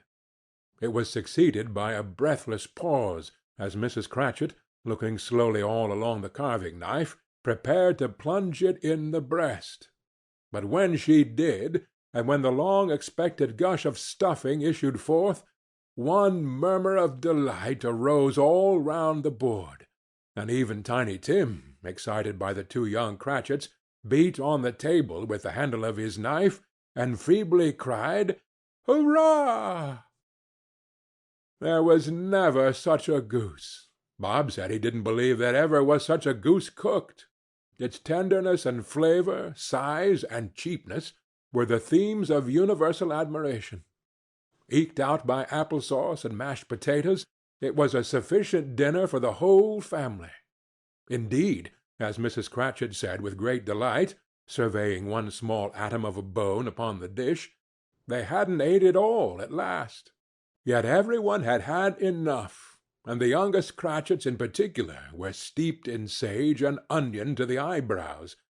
But now, the plates being changed by Miss Belinda, Mrs. Cratchit left the room alone, too nervous to bear witnesses, to take the pudding up and bring it in. Suppose it should not be done enough?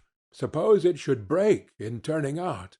Suppose somebody should have got over the wall of the back-yard and stolen it, while they were merry with the goose, a supposition at which the two young Cratchits became livid. All sorts of horrors were supposed. Hullo! A great deal of steam.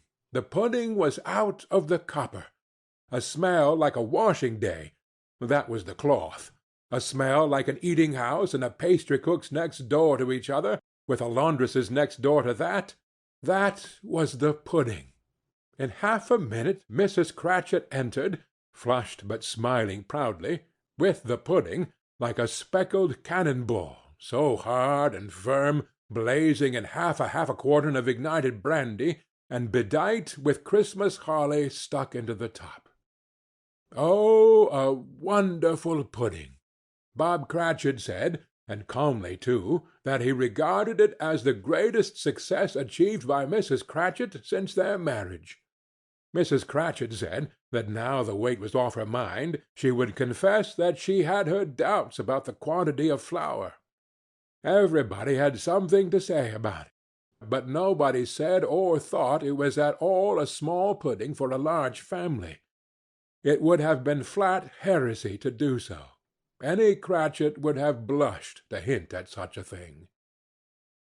At last the dinner was all done.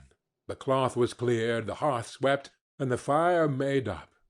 The compound in the jug being tasted, and considered perfect, apples and oranges were put upon the table, and a shovelful of chestnuts on the fire.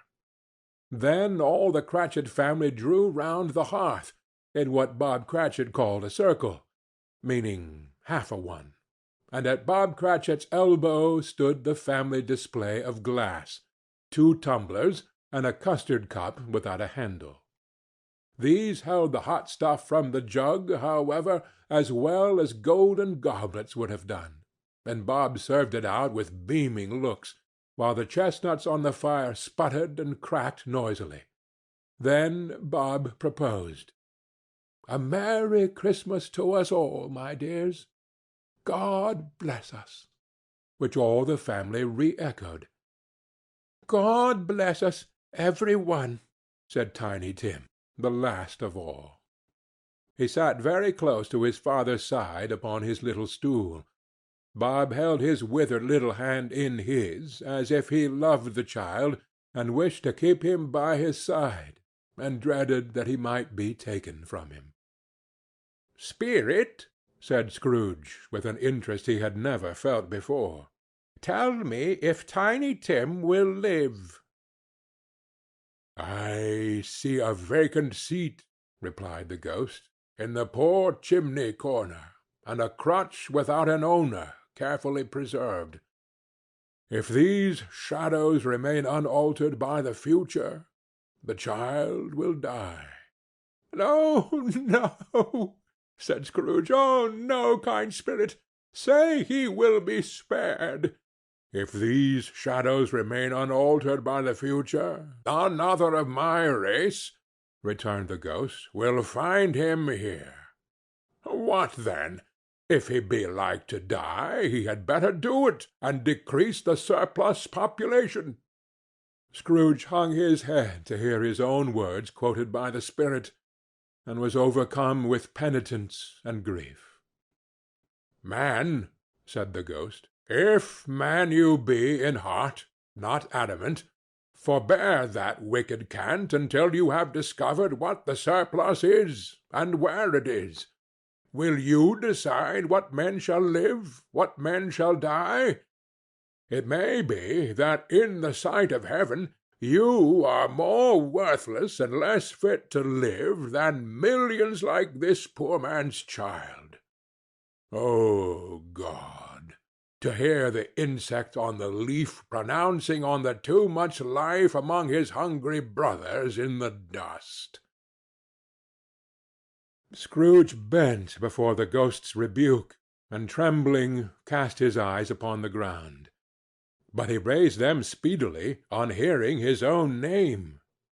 "Mr. Scrooge," said Bob, "I'll give you Mr. Scrooge, the founder of the feast."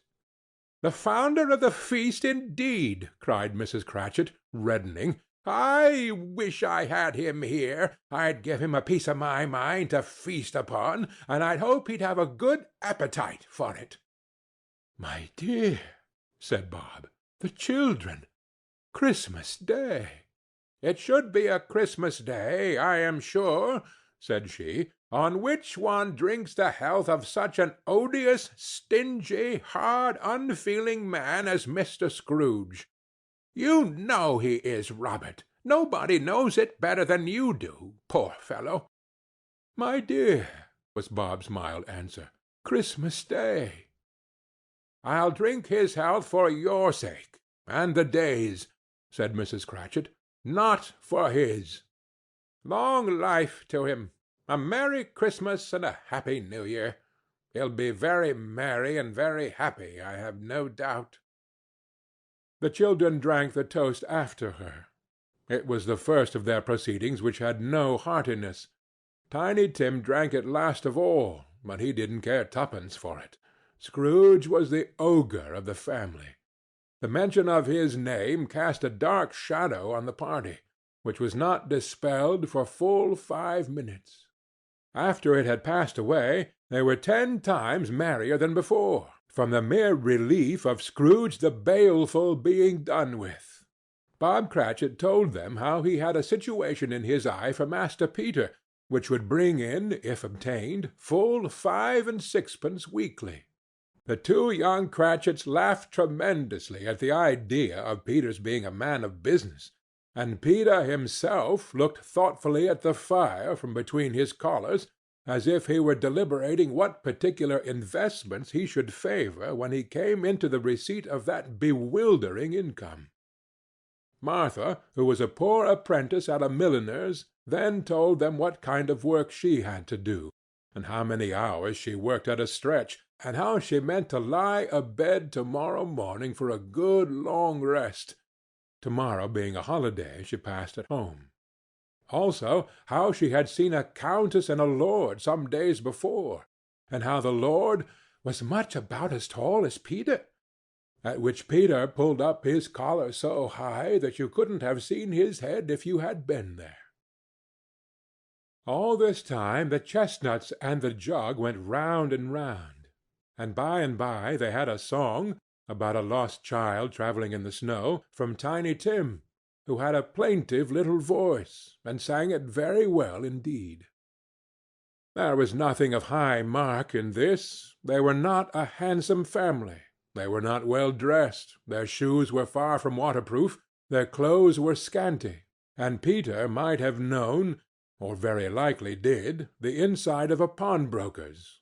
But they were happy, grateful, pleased with one another, and contented with the time. And when they faded, and looked happier yet in the bright sprinklings of the spirit's torch at parting, Scrooge had his eye upon them, and especially on Tiny Tim, until the last. By this time it was getting dark, and snowing pretty heavily, and as Scrooge and the spirit went along the streets, the brightness of the roaring fires in kitchens, parlors, and all sorts of rooms was wonderful. Here the flickering of the blaze showed preparations for a cosy dinner, with hot plates baking through and through before the fire, and deep red curtains, ready to be drawn to shut out cold and darkness. There all the children of the house were running out into the snow to meet their married sisters, brothers, cousins, uncles, aunts, and be the first to greet them. Here, again, were shadows on the window blind of guests assembling, and there a group of handsome girls, all hooded and fur-booted, and all chattering at once, tripped lightly off to some near neighbor's house, where, woe upon the single man who saw them enter, artful witches well they knew it, in a glow. But if you had judged from the numbers of people on their way to friendly gatherings, you might have thought that no one was at home to give them welcome when they got there, instead of every house expecting company and piling up its fires half chimney high. Blessings on it, how the ghost exulted!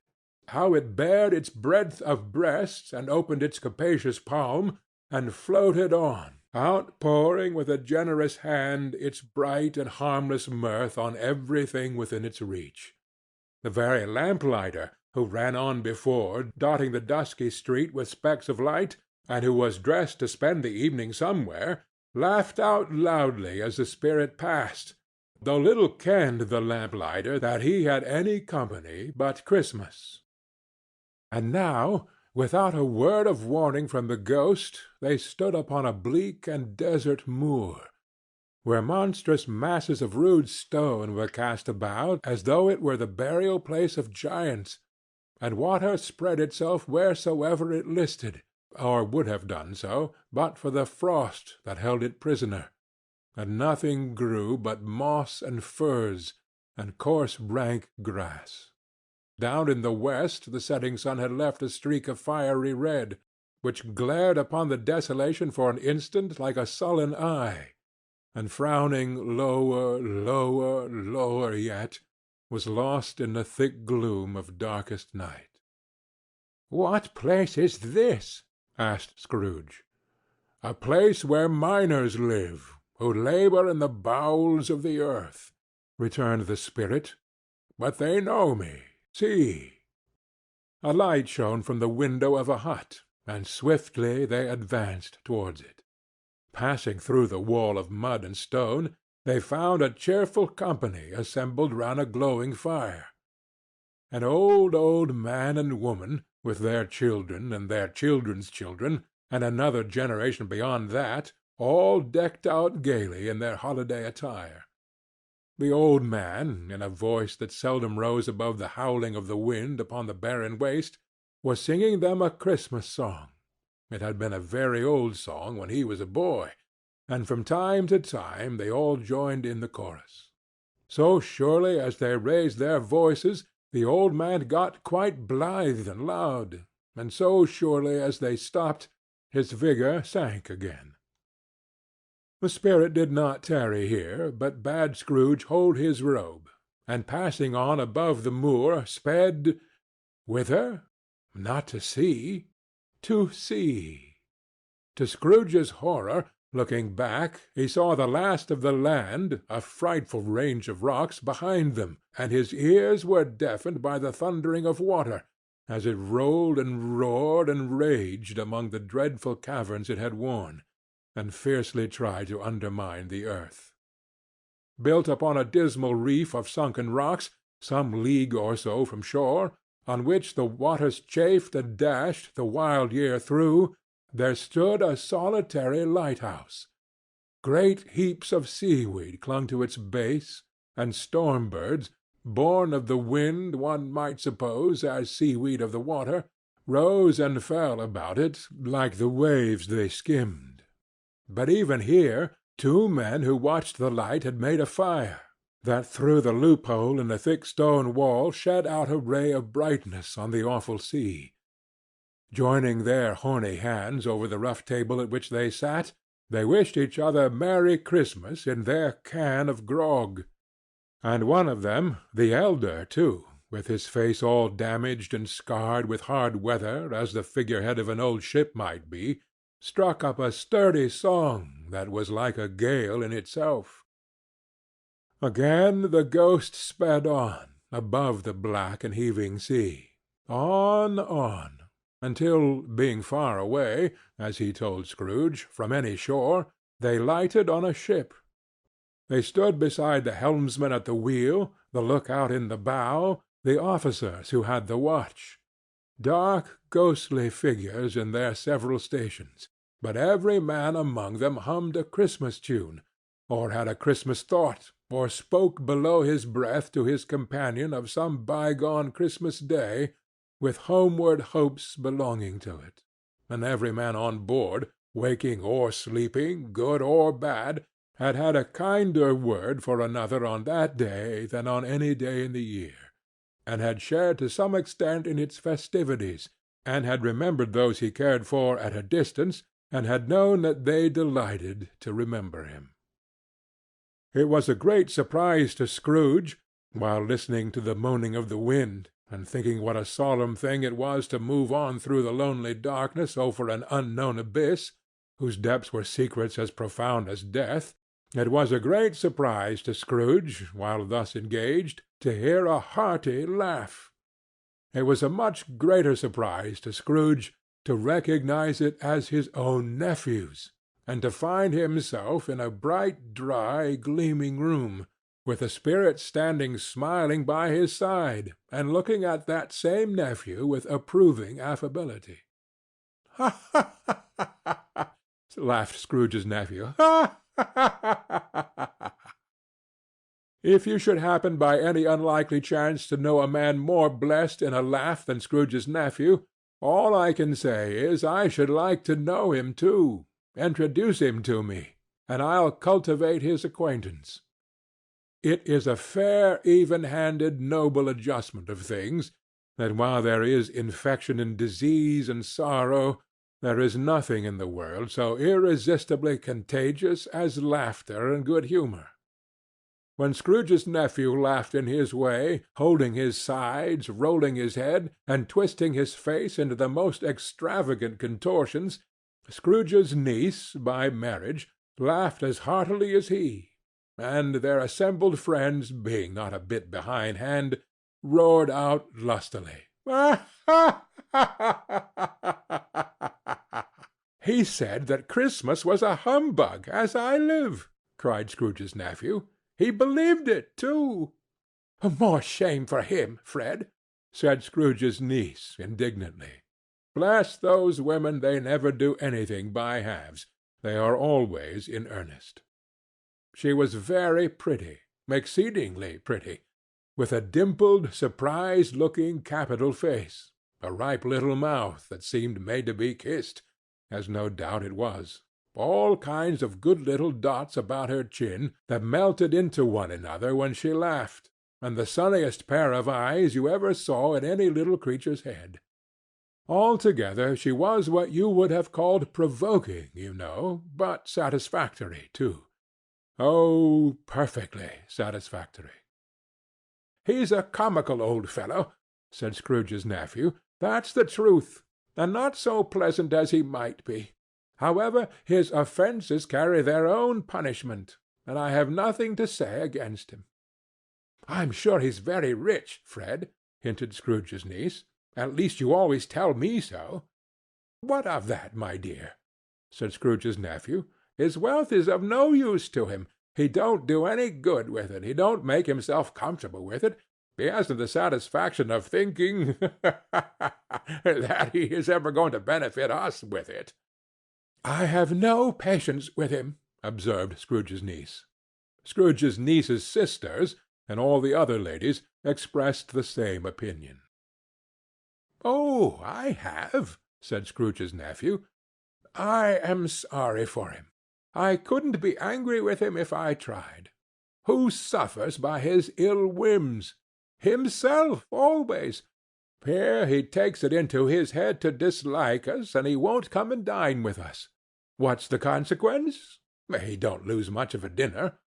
"Indeed, I think he loses a very good dinner," interrupted Scrooge's niece.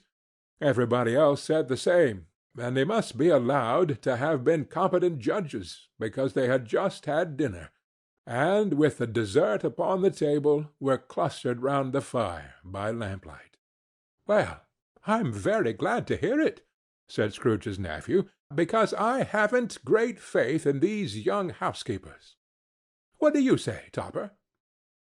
Topper had clearly got his eye upon one of Scrooge's niece's sisters, for he answered that a bachelor was a wretched outcast, who had no right to express an opinion on the subject. Whereat Scrooge's niece's sister, the plump one with the lace tucker, not the one with the roses, blushed. "Do go on, Fred," said Scrooge's niece, clapping her hands. "He never finishes what he begins to say. He is such a ridiculous fellow." Scrooge's nephew revelled in another laugh, and as it was impossible to keep the infection off, though the plump sister tried hard to do it with aromatic vinegar, his example was unanimously followed. "I was only going to say," said Scrooge's nephew, "that the consequence of his taking a dislike to us, and not making merry with us, is, I think, that he loses some pleasant moments which could do him no harm. I am sure he loses pleasanter companions than he can find in his own thoughts, either in his mouldy old office or his dusty chambers. I mean to give him the same chance every year, whether he likes it or not, for I pity him. He may rail at Christmas till he dies, but he can't help thinking better of it, I defy him, if he finds me going there in good temper year after year, and saying, 'Uncle Scrooge, how are you?' If it only puts him in the vein to leave his poor clerk £50, that's something. And I think I shook him yesterday." It was their turn to laugh now at the notion of his shaking Scrooge, but being thoroughly good-natured, and not much caring what they laughed at, so that they laughed at any rate, he encouraged them in their merriment, and passed the bottle joyously. After tea they had some music, for they were a very musical family, and knew what they were about when they sang a glee or catch, I can assure you, especially Topper, who would growl away in the bass like a good one, and never swell the large veins in his forehead, or get red in the face over it. Scrooge's niece played well upon the harp, and played among other tunes a simple little air, a mere nothing, you might learn to whistle it in 2 minutes, which had been familiar to the child who fetched Scrooge from the boarding-school, as he had been reminded by the ghost of Christmas past. When this strain of music sounded, all the things that ghost had shown him came upon his mind. He softened more and more, and thought that if he could have listened to it often, years ago, he might have cultivated the kindnesses of life for his own happiness with his own hands, without resorting to the sexton's spade that buried Jacob Marley. But they didn't devote the whole evening to music. After a while they played at forfeits, for it is good to be children sometimes, and never better than Christmas, when its mighty founder was a child himself. Stop! There was first a game at blindman's buff. Of course there was, and I no more believe Topper was really blind than I believe he had eyes in his boots. My opinion is that it was a done thing between him and Scrooge's nephew, and that the ghost of Christmas Present knew it. The way he went after that plump sister in the lace tucker was an outrage on the credulity of human nature.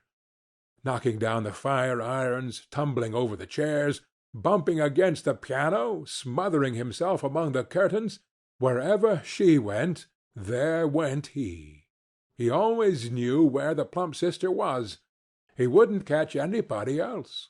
If you had fallen up against him, as some of them did, on purpose, he would have made a feint of endeavoring to seize you, which would have been an affront to your understanding, and would instantly have sidled off in the direction of the plump sister. She often cried out that it wasn't fair, and it really was not. But when at last he caught her, when, in spite of all her silken rustlings and her rapid flutterings past him, he got her into a corner whence there was no escape, then his conduct was the most execrable. For his pretending not to know her, his pretending that it was necessary to touch her head-dress, and further to assure himself of her identity by pressing a certain ring upon her finger, and a certain chain about her neck, was vile, monstrous. No doubt she told him her opinion of it, when, another blind man being in office, they were so very confidential together, behind the curtains. Scrooge's niece was not one of the blind man's buff party, but was made comfortable with a large chair and a footstool in a snug corner, where the ghost and Scrooge were close behind her. But she joined in the forfeits, and loved her love to admiration with all the letters of the alphabet. Likewise, at the game of How, When, and Where, she was very great, and to the secret joy of Scrooge's nephew, beat her sisters hollow, though they were sharp girls too, as Topper could have told you. There might have been 20 people there, young and old, but they all played, and so did Scrooge, for wholly forgetting, in the interest he had in what was going on, that his voice made no sound in their ears, he sometimes came out with his guess quite loud, and very often guessed quite right too, for the sharpest needle, best Whitechapel, warranted not to cut in the eye, was not sharper than Scrooge, blunt as he took it in his head to be. The ghost was greatly pleased to find him in this mood, and looked upon him with such favor that he begged like a boy to be allowed to stay until the guests departed. But this the spirit said could not be done. "Here is a new game," said Scrooge. "Oh, 1/2 hour, spirit, only one." It was a game called Yes and No, where Scrooge's nephew had to think of something, and the rest must find out what, he only answering to their questions yes or no, as the case was. The brisk fire of questioning to which he was exposed elicited from him that he was thinking of an animal, a live animal, rather a disagreeable animal, a savage animal, an animal that growled and grunted sometimes, and talked sometimes, and lived in London, and walked about the streets, and wasn't made a show of, and wasn't led by anybody, and didn't live in a menagerie, and was never killed in a market, and was not a horse, or an ass, or a cow, or a bull, or a tiger, or a dog, or a pig, or a cat, or a bear. At every fresh question that was put to him, this nephew burst into a fresh roar of laughter, and was so inexpressibly tickled that he was obliged to get up off the sofa and stamp. At last the plump sister, falling into a similar state, cried out, "Ah, I have found it! I know what it is, Fred, I know what it is." "What is it?" cried Fred. "It's your Uncle Scrooge." Which it certainly was. Admiration was the universal sentiment, though some objected that the reply to "Is it a bear?" ought to have been "Yes," inasmuch as an answer in the negative was sufficient to have diverted their thoughts from Mr. Scrooge, supposing they had ever had any tendency that way. "He has given us plenty of merriment, I am sure," said Fred, "and it would be ungrateful not to drink his health. Here is a glass of mulled wine ready to our hand at the moment. And I say, Uncle Scrooge!" "Well, Uncle Scrooge!" they cried. "A Merry Christmas and a Happy New Year to the old man, whatever he is," said Scrooge's nephew. "He wouldn't take it from me, but may he have it nevertheless. Uncle Scrooge!" Uncle Scrooge had imperceptibly become so gay and light of heart that he would have pledged the unconscious company in return, and thanked them in an inaudible speech, if Ghost had given him time. But the whole scene passed off in the breath of the last word spoken by his nephew, and he and the spirit were again upon their travels. Much they saw, and far they went, and many homes they visited, but always with a happy end. The spirit stood beside sick beds, and they were cheerful, on foreign lands, and they were close at home, by struggling men, and they were patient in their greatest hope; by poverty, and it was rich. In almshouse, hospital, and jail, in misery's every refuge, where vain man in his little brief authority had not made fast the door and barred the spirit out, he left his blessing and taught Scrooge his precepts. It was a long night, if it were only a night, but Scrooge had his doubts of this, because the Christmas holidays appeared to be condensed into the space of time they passed together. It was strange, too, that while Scrooge remained unaltered in his outward form, the ghost grew older, clearly older. Scrooge had observed this change, but never spoke of it until they left the children's Twelfth Night party, when, looking at the spirit as they stood together in an open place, he noticed that his hair was gray. "Are spirits' lives so short?" asked Scrooge. "My life upon this globe is very brief," replied the ghost. "It ends to-night." "To-night?" cried Scrooge. "To-night at midnight. Hark! The time is drawing near." The chimes were ringing the 11:75 at that moment. "Forgive me if I am not justified in what I ask," said Scrooge, looking intently at the spirit's robe, "but I see something strange, and not belonging to yourself, protruding from your skirts. Is it a foot or a claw?" "It might be a claw, for the flesh there is upon it," said the spirit's sorrowful reply. "Look here." From the foldings of its robe it brought 2 children, wretched, abject, frightful, hideous, miserable. They knelt down at his feet and clung upon the outside of his garment. "Oh, man, look here!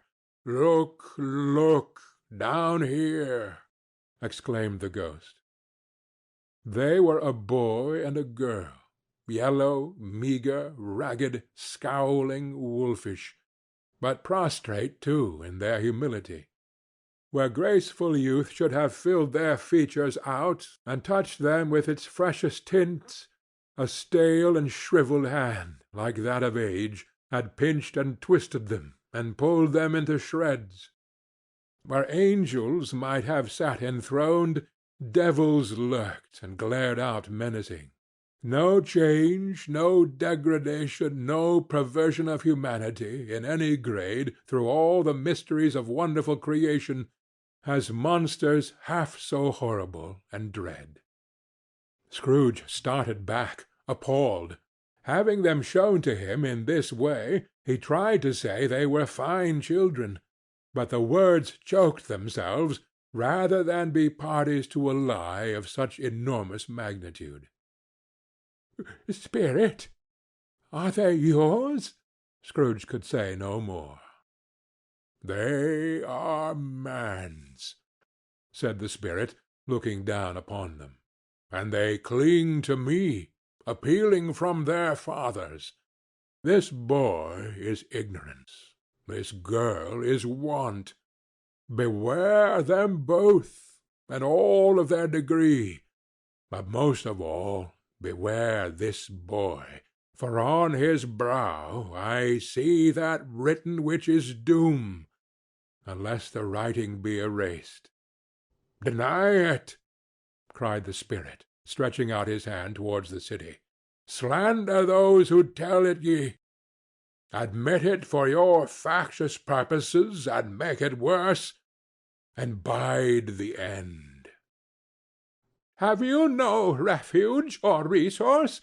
cried Scrooge. "Are there no prisons?"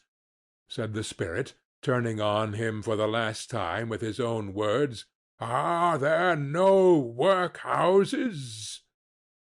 The bell struck 12. Scrooge looked about him for the ghost, and saw it not. As the last stroke ceased to vibrate, he remembered the prediction of old Jacob Marley, and lifting up his eyes, beheld a solemn phantom, draped and hooded, coming like a mist along the ground towards him. Stave 4. The Last of the Spirits. The phantom slowly, gravely, silently approached. When it came near him, Scrooge bent down upon his knee, for in the very air through which this spirit moved, it seemed to scatter gloom and mystery. It was shrouded in a deep black garment, which concealed its head, its face, its form, and left nothing of it visible save one outstretched hand. But for this it would have been difficult to detach its figure from the night, and separate it from the darkness by which it was surrounded. He felt that it was tall and stately when it came beside him, and that its mysterious presence filled him with a solemn dread. He knew no more, for the spirit neither spoke nor moved. "I am in the presence of the ghost of Christmas yet to come," said Scrooge. The spirit answered not, but pointed onward with its hand. "You are about to show me shadows of the things that have not happened, but will happen in the time before us," Scrooge pursued. "Is that so, spirit?" The upper portion of the garment was contracted for an instant in its folds, as if the spirit had inclined its head. That was the only answer he received.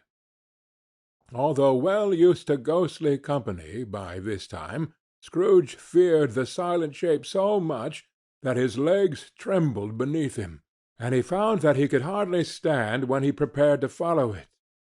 The spirit paused a moment, as observing his condition, and giving him time to recover.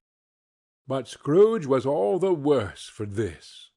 It thrilled him with a vague, uncertain horror to know that behind that dusky shroud there were ghostly eyes intently fixed upon him, while he, though he stretched his own to the utmost, could see nothing but a spectral hand and one great heap of black. "Ghost of the future!" he exclaimed, "I fear you are more than any spectre I have seen. But as I know your purpose is to do me good, and as I hope to live to be another man from what I was, I am prepared to bear you company, and do it with a thankful heart. Will you not speak to me?" It gave him no reply. The hand was pointed straight before them. "Lead on," said Scrooge. "Lead on. The night is waning fast, and it is precious time to me, I know. Lead on, spirit." The phantom moved away as it had come towards him. Scrooge followed in the shadow of its dress, which bore him up, he thought, and carried him along. They scarcely seemed to enter the city, for the city rather seemed to spring up about them and encompass them as its own act. And there they were in the heart of it, on 'Change amongst the merchants, who hurried up and down and chinked the money in their pockets, and conversed in groups, and looked at their watches, and trifled thoughtfully with their great gold seals, and so forth, as Scrooge had seen them often. The spirit stopped beside one little knot of business men. Observing that the hand was pointed to them, Scrooge advanced to listen to their talk. "No," said a great fat man with a monstrous chin, "I don't know much about it either way. I only know he's dead." "When did he die?" inquired another. "Last night, I believe." "Why, what was the matter with him?" asked a third, taking a vast quantity of snuff out of a very large snuff-box. "I thought he'd never die." "God knows," said the first, with a yawn. "What has he done with his money?" asked a red-faced gentleman with a pendulous excrescence on the end of his nose that shook like the gills of a turkey-cock. "I haven't heard," said the man with the large chin, yawning again. "Left it to his company, perhaps. He hasn't left it to me. That's all I know." The pleasantry was received with a general laugh. "It's likely to be a very cheap funeral," said the same speaker, "for upon my life I don't know of anybody to go to it. Suppose we make up a party and volunteer? "I don't mind going, if a lunch is provided," observed the gentleman with the excrescence on his nose, "but I must be fed if I make one." Another laugh. "Well, I am the most disinterested among you, after all," said the first speaker, "for I never wear black gloves, and I never eat lunch. But I'll offer to go if anybody else will. When I come to think of it, I'm not at all sure that I wasn't his most particular friend, for we used to stop and speak whenever we met. Bye-bye." Speakers and listeners strolled away and mixed with other groups. Scrooge knew the men, and looked towards the spirit for an explanation. The phantom glided on into a street. His finger pointed to two persons meeting. Scrooge listened again, thinking that the explanation might lie here. He knew these men also perfectly. They were men of business, very wealthy, and of great importance. He had made a point always of standing well in their esteem, in a business point of view, that is, strictly in a business point of view. "How are you?" said one. "How are you?" returned the other. "Well," said the first, "Old Scratch has got his own at last, eh?" "So I am told," returned the second. "Cold, isn't it? Seasonable for Christmas time. You're not a skater, I suppose?" "No, no. Something else to think of. Good morning." Not another word. That was their meeting, their conversation, and their parting. Scrooge was at first inclined to be surprised that the spirit should attach importance to conversations apparently so trivial, but feeling assured that they must have some hidden purpose, he set himself to consider what it was likely to be. They would scarcely be supposed to have any bearing on the death of Jacob, his old partner, for that was past, and this ghost's province was the future. Nor could he think of any one immediately connected with himself to whom he could apply them. But nothing doubting that to whomsoever they applied they had some latent moral for his own improvement, he resolved to treasure up every word he heard, and everything he saw, and especially to observe the shadow of himself when it appeared. For he had an expectation that the conduct of his future self would give him the clue he missed, and would render the solution of these riddles easy. He looked about in that very place for his own image, but another man stood in his accustomed corner, and though the clock pointed to his usual time of day for being there, he saw no likeness of himself among the multitudes that poured in through the porch. It gave him little surprise, however, for he had been revolving in his mind a change of life, and thought and hoped he saw his new-born resolutions carried out in this. Quiet and dark, beside him stood the phantom, with his outstretched hand. When he roused himself from his thoughtful quest, he fancied from the turn of the hand, and its situation in reference to himself, that the unseen eyes were looking at him keenly. It made him shudder, and feel very old. They left the busy scene, and went into an obscure part of the town, where Scrooge had never penetrated before, although he recognized its situation and its bad repute. The ways were foul and narrow, the shops and houses wretched, the people half naked, drunken, slipshod, ugly.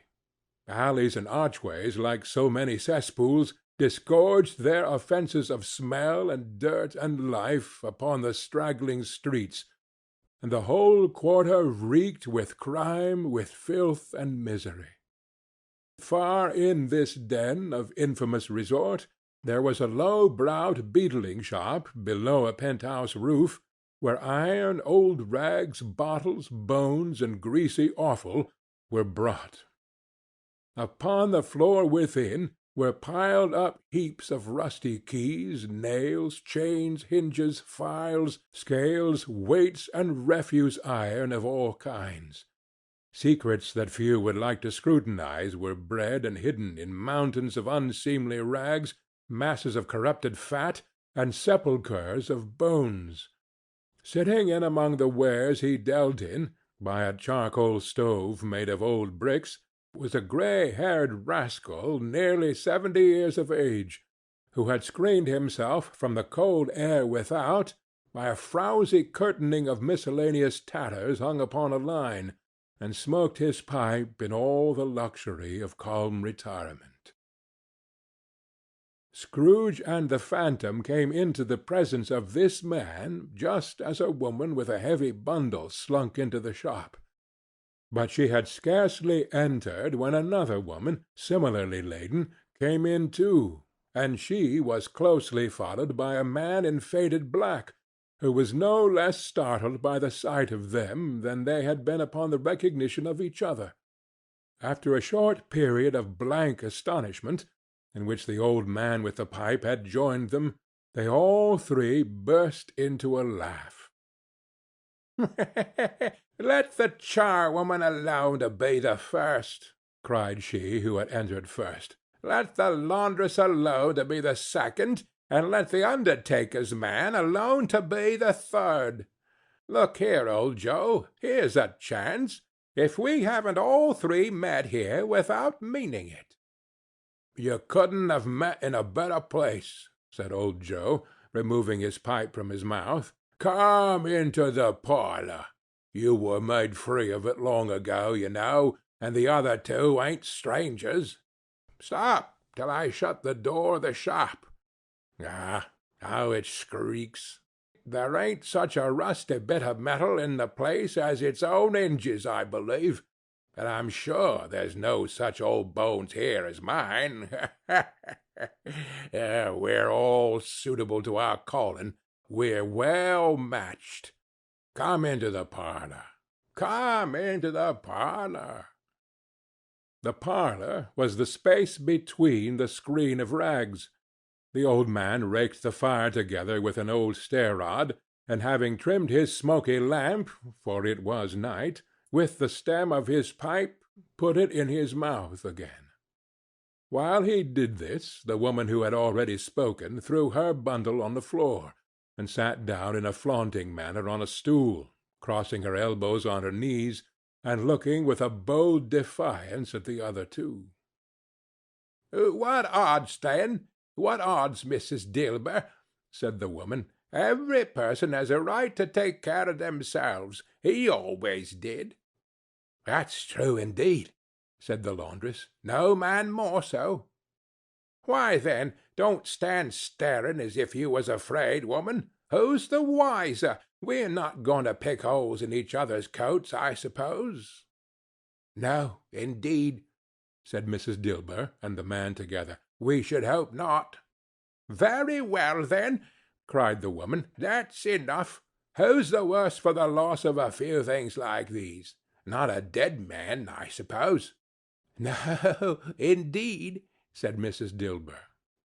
"If he wanted to keep 'em after he was dead, a wicked old screw," pursued the woman, "why, wasn't he natural in his lifetime? If he had been, he'd have had somebody to look after him when he was struck with death, instead of lying gasping out his last there, alone, by himself." "It's the truest word that ever was spoken," said Mrs. Dilber. "It's a judgment on him." "I wish it was a little heavier judgment," replied the woman. "And it should have been, you may depend on it, if I could have laid my hands on anything else. Open that bundle, old Joe, and let me know the value of it. Speak out plain. I'm not afraid to be the first, nor afraid for them to see it. We know pretty well that we were helping ourselves before we met here, I believe. It's no sin. Open the bundle, Joe." But the gallantry of her friends would not allow of this, and the man in faded black, mounting the breach first, produced his plunder. It was not extensive, a seal or two, a pencil case, a pair of sleeve buttons, and a brooch of no great value were all. They were severally examined and appraised by old Joe, who chalked the sums he was disposed to give for each upon the wall, and added them up into a total when he found there was nothing more to come. "That's your account," said Joe, "and I wouldn't give another sixpence if I was to be boiled for not doing it. Who's next?" Mrs. Dilber was next. Sheets and towels, a little wearing apparel, 2 old-fashioned silver teaspoons, a pair of sugar tongs, and a few boots. Her account was stated on the wall in the same manner. "I always give too much to ladies. It's a weakness of mine, and that's the way I ruin myself," said old Joe. "That's your account. If you asked me for another penny, and made it an open question, I'd repent of being so liberal and knock off half a crown." "And now undo my bundle, Joe," said the first woman. Joe went down on his knees for the greater convenience of opening it, and having unfastened a great many knots, dragged out a large and heavy roll of some dark stuff. "What do you call this?" said Joe. "Bed curtains?" "Ah!" returned the woman, laughing and leaning forward on her crossed arms. "Ha, ha, ha! Bed curtains! You don't mean to say you took 'em down, rings and all, with him lying there?" said Joe. "Yes, I do," replied the woman. "Why not?" "Why, you were born to make your fortune," said Joe, "and you'll certainly do it." "I certainly shan't hold my hand, when I can get anything in it by reaching out, for the sake of such a man as he was, I promise you, Joe," returned the woman coolly. "Don't drop that oil upon the blankets, now." "His blankets?" asked Joe. "Who else's do you think?" replied the woman. "He isn't likely to take cold without 'em, I dare say." "I hope he didn't die of anything catching, eh?" said old Joe, stopping in his work and looking up. "Don't you be afraid of that," returned the woman. "I ain't so fond of his company that I'd loiter about him for such doings, if he did. Ah, you may look through that shirt till your eyes ache, but you won't find a hole in it, nor a threadbare place. It's the best he had, and a fine one, too. They'd have wasted it if it hadn't been for me." "What do you call wasting it?"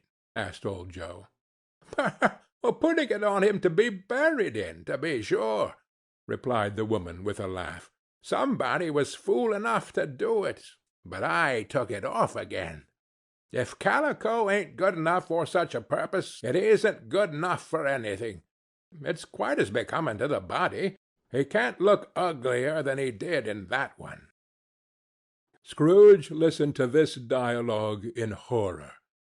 As they sat grouped about their spoil in the scanty light afforded by the old man's lamp, he viewed them with a detestation and disgust which could hardly have been greater, though they had been obscene demons marketing the corpse itself. "Ha, ha, ha!" laughed the same woman, when old Joe, producing a flannel bag with money in it, told out their several gains upon the ground. "This is the end of it, you see. He frightened every one away from him when he was alive, to profit us when he was dead. Ha, ha, ha, ha!" "Spirit," said Scrooge, shuddering from head to foot, I see. The case of this unhappy man might be my own. My life tends that way now. Merciful heaven! What is this?"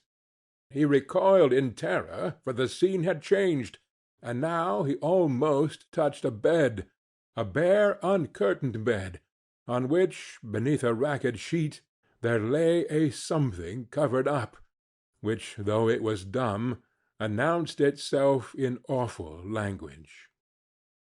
The room was very dark, too dark to be observed with any accuracy, though Scrooge glanced round it in obedience to a secret impulse, anxious to know what kind of room it was.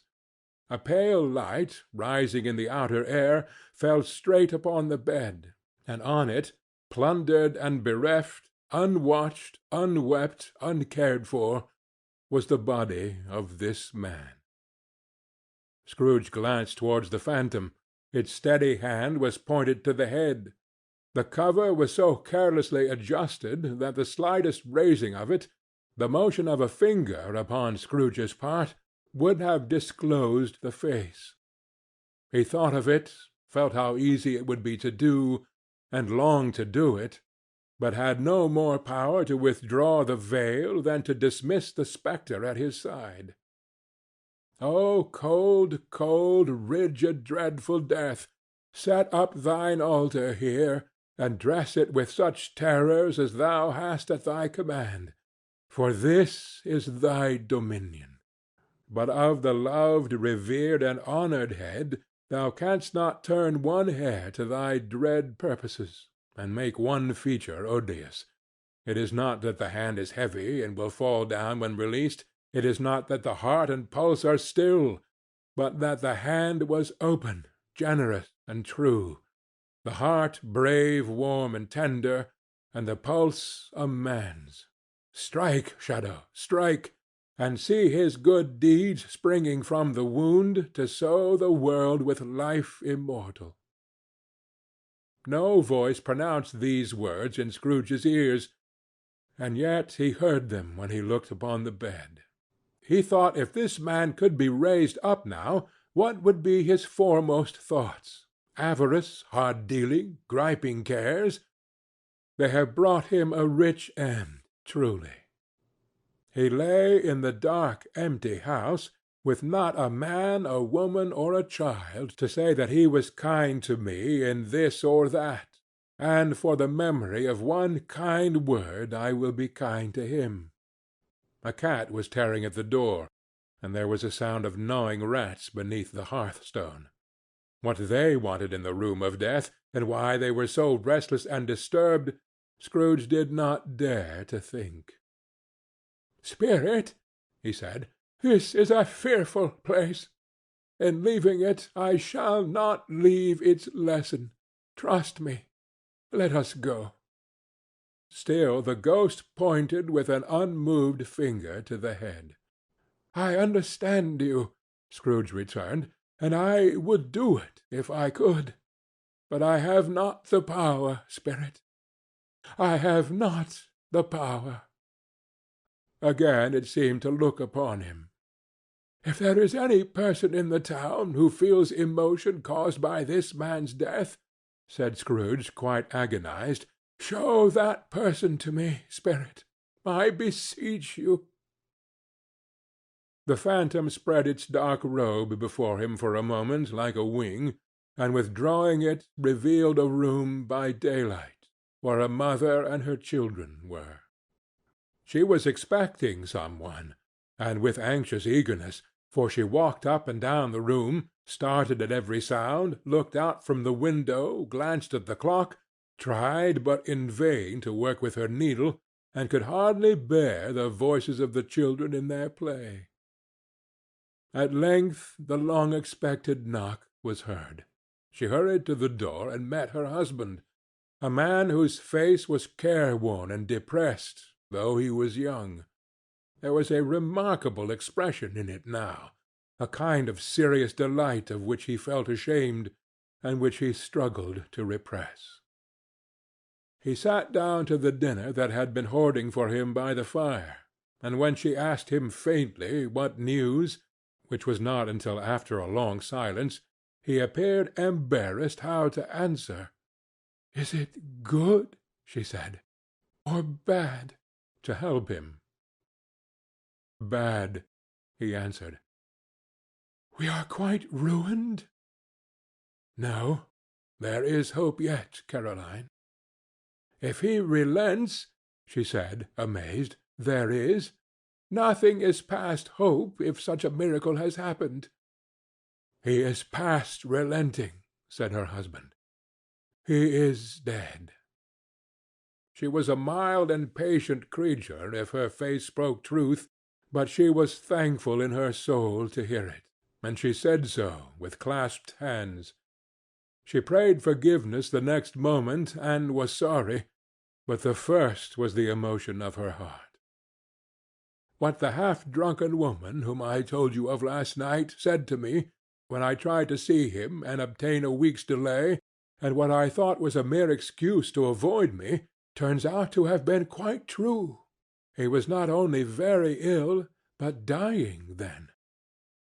To whom will our debt be transferred? I don't know, but before that time we shall be ready with the money, and even though we were not, it would be a bad fortune indeed to find so merciless a creditor in his successor. We may sleep to-night with light hearts, Caroline. Yes, soften it as they would, their hearts were lighter. The children's faces, hushed and clustered round to hear what they so little understood, were brighter, and it was a happier house for this man's death. The only emotion that the ghost would show him, caused by the event, was one of pleasure. "Let me see some tenderness connected with a death," said Scrooge, "or that dark chamber, spirit, which we leave just now, will be for ever present to me." The ghost conducted him through several streets familiar to his feet, and as they went along, Scrooge looked here and there to find himself, but nowhere was he to be seen. They entered poor Bob Cratchit's house, the dwelling he had visited before, and found the mother and the children seated round the fire. Quiet, very quiet. The noisy little Cratchits were as still as statues in one corner, and sat looking up at Peter, who had a book before him. The mother and her daughters were engaged in sewing, but surely they were very quiet. "And he took a child and set him in the midst of them." Where had Scrooge heard these words? He had not dreamed them. The boy must have read them out as he and the spirit crossed the threshold. Why did he not go on? The mother laid her work upon the table, and put her hand up to her face. "The color hurts my eyes," she said. "The color? Oh, poor Tiny Tim!" "They're better now again," said Cratchit's wife. "It makes them weak by candlelight, and I wouldn't show weak eyes to your father when he comes home for the world. It must be near his time." "Past it, rather," Peter answered, shutting up his book. "But I think he has walked a little slower than he used, these few last evenings, mother." They were very quiet again. At last she said, and in a steady, cheerful voice that only faltered once, I have known him walk with Tiny Tim upon his shoulder, very fast indeed." "And so have I," cried Peter, "often." "And so have I," explained another. So had all. "But he was very light to carry," she resumed, intent upon her work, "and his father loved him, so it was no trouble, no trouble. Ah, and there is your father at the door." She hurried out to meet him, and little Bob, in his comforter—he had need of it, poor fellow—came in. His tea was ready for him on the hob, and they all tried who should help him to it most. Then the two young Cratchits got upon his knees and laid, each child a little cheek, against his face, as if they said, "Don't mind it, father. Don't be grieved." Bob was very cheerful with them, and spoke pleasantly to all the family. He looked at the work upon the table, and praised the industry and speed of Mrs. Cratchit and the girls. They would be done long before Sunday, he said. "Sunday? You went to-day, then, Robert?" said his wife. "Yes, my dear," returned Bob. "I wish you could have gone. It would have done you good to see how green a place it is. But you'll see it often. I promised him that I would walk there on a Sunday." "My little child!" cried Bob. "My little child!" He broke down all at once. He couldn't help it. If he could have helped it, he and his child would have been further apart, perhaps, than they were. He left the room and went upstairs into the room above, which was lighted cheerfully and hung with Christmas. There was a chair set close beside the child, and there were signs of someone having been there lately. Poor Bob sat down in it, and when he had thought a little and composed himself, he kissed the little face. He was reconciled to what had happened, and went down again quite happy. They drew about the fire and talked, the girls and mother working still. Bob told them of the extraordinary kindness of Mr. Scrooge's nephew, whom he had scarcely seen but once, and who, meeting him in the street that day, and seeing that he looked just a little down, you know, said Bob, inquired what had happened to distress him. On which, said Bob, for he is the pleasantest spoken gentleman you ever heard, I told him. I am heartily sorry for it, Mr. Cratchit, he said, and heartily sorry for your good wife. By the by, how he ever knew that, I don't know. Knew what, my dear? Why, that you were a good wife, replied Bob. Oh, everybody knows that, said Peter. Very well observed, my boy, cried Bob. I hope they do. Heartily sorry, he said, for your good wife. If I can be of service to you in any way, he said, giving me his card, that's where I live. Pray come to me. Now, it wasn't, cried Bob, for the sake of anything he might be able to do for us, so much as for his kind way, that this was quite delightful. It really seemed as if he had known our Tiny Tim, and felt with us. I'm sure he's a good soul, said Mrs. Cratchit. You would be surer of it, my dear, returned Bob, if you saw and spoke to him. I shouldn't be at all surprised, mark what I say, if he got Peter a better situation. Only hear that, Peter, said Mrs. Cratchit. And then, cried one of the girls, Peter will be keeping company with some one and setting up for himself. Get along with you, retorted Peter, grinning. It's just as likely as not, said Bob, one of these days, though there's plenty of time for that, my dear. But however and whenever we part from one another, I am sure we shall none of us forget Tiny Tim, shall we? Or this first parting that there was among us. Never, father, cried they all.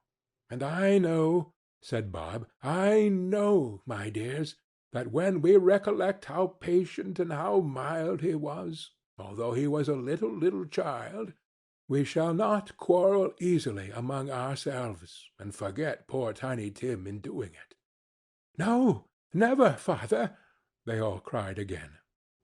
I am very happy, said little Bob. I am very happy. Mrs. Cratchit kissed him, his daughters kissed him, the two young Cratchits kissed him, and Peter and himself shook hands. Spirit of Tiny Tim, thy childish essence was from God. Spectre, said Scrooge, something informs me that our parting moment is at hand. I know it, but I know not how. Tell me what man that was whom we saw lying dead. The ghost of Christmas yet to come conveyed him, as before, though at a different time, he thought. Indeed, there seemed no order in these latter visions, save that they were in the future, into the resorts of business men, but showed him not himself. Indeed, the spirit did not stay for anything, but went straight on, as to the end just now desired, until besought by Scrooge to tarry for a moment. This court, said Scrooge, through which we hurry now, is where my place of occupation is, and has been for a length of time. I see the house. Let me behold what I shall be in days to come." The spirit stopped. The hand was pointed elsewhere. "The house is yonder," Scrooge exclaimed. "Why do you point away?" The inexorable finger underwent no change. Scrooge hastened to the window of his office, and looked in. It was an office still, but not his. The furniture was not the same, and the figure in the chair was not himself. The phantom pointed as before. He joined it once again, and, wondering why and whither he had gone, accompanied it until they reached an iron gate. He paused to look round before entering. A churchyard! Here, then, the wretched man whose name he had now to learn lay underneath the ground. It was a worthy place, walled in by houses, overrun by grass and weeds, the growth of vegetation's death, not life, choked up with too much burying, fat with repleted appetite. A worthy place. The spirit stood among the graves, and pointed down to one. He advanced towards it trembling. The phantom was exactly as it had been, but he dreaded that he saw new meaning in its solemn shape. "Before I draw nearer to that stone to which you point," said Scrooge, "answer me one question. Are these the shadows of the things that will be, or are they the shadows of things that may be only?" Still the ghost pointed downward to the grave by which it stood. "Men's courses will foreshadow certain ends, to which, if persevered in, they must lead," said Scrooge. "But if the courses be departed from, the ends will change. Say it is thus with what you show me." The spirit was unmovable as ever. Scrooge crept towards it, trembling as he went, and, following the finger, read upon the stone of the neglected grave his own name, Ebenezer Scrooge. "Am I the man that lay upon the bed?" he cried upon his knees. The finger pointed from the grave to him and back again. "No, spirit! No, no, no!" The finger still was there. "Spirit!" he cried, tightly clutching at its robe. "Hear me! I am not the man I was. I will not be the man I must have been but for this intercourse. Why show me this if I am past all hope?" For the first time the hand appeared to shake. "Good spirit," he pursued, as down upon the ground he fell before it, "your nature intercedes for me, and pities me. Assure me that I yet may change these shadows you have shown me, by an altered life." The kind hand trembled. "I will honor Christmas in my heart, and try to keep it all the year. I will live in the past, the present, and the future. The spirits of all three shall strive within me. I will not shut out the lessons that they teach. Oh, tell me I may sponge away the writing on this stone." In his agony he caught the spectral hand. It sought to free itself, but he was strong in his entreaty, and detained it. The spirit, stronger yet, repulsed him. Holding up his hands in a last prayer to have his fate reversed, he saw an alteration in the phantom's hood and dress. It shrunk, collapsed, and dwindled down into a bedpost. Stave 5. The end of it. Yes, and the bedpost was his own. The bed was his own. The room was his own. Best and happiest of all, the time before him was his own, to make amends in. "I will live in the past, the present, and the future," Scrooge repeated, as he scrambled out of bed. "The spirits of all three shall strive within me. Oh, Jacob Marley, heaven and the Christmas time be praised for this! I say it on my knees, old Jacob, on my knees."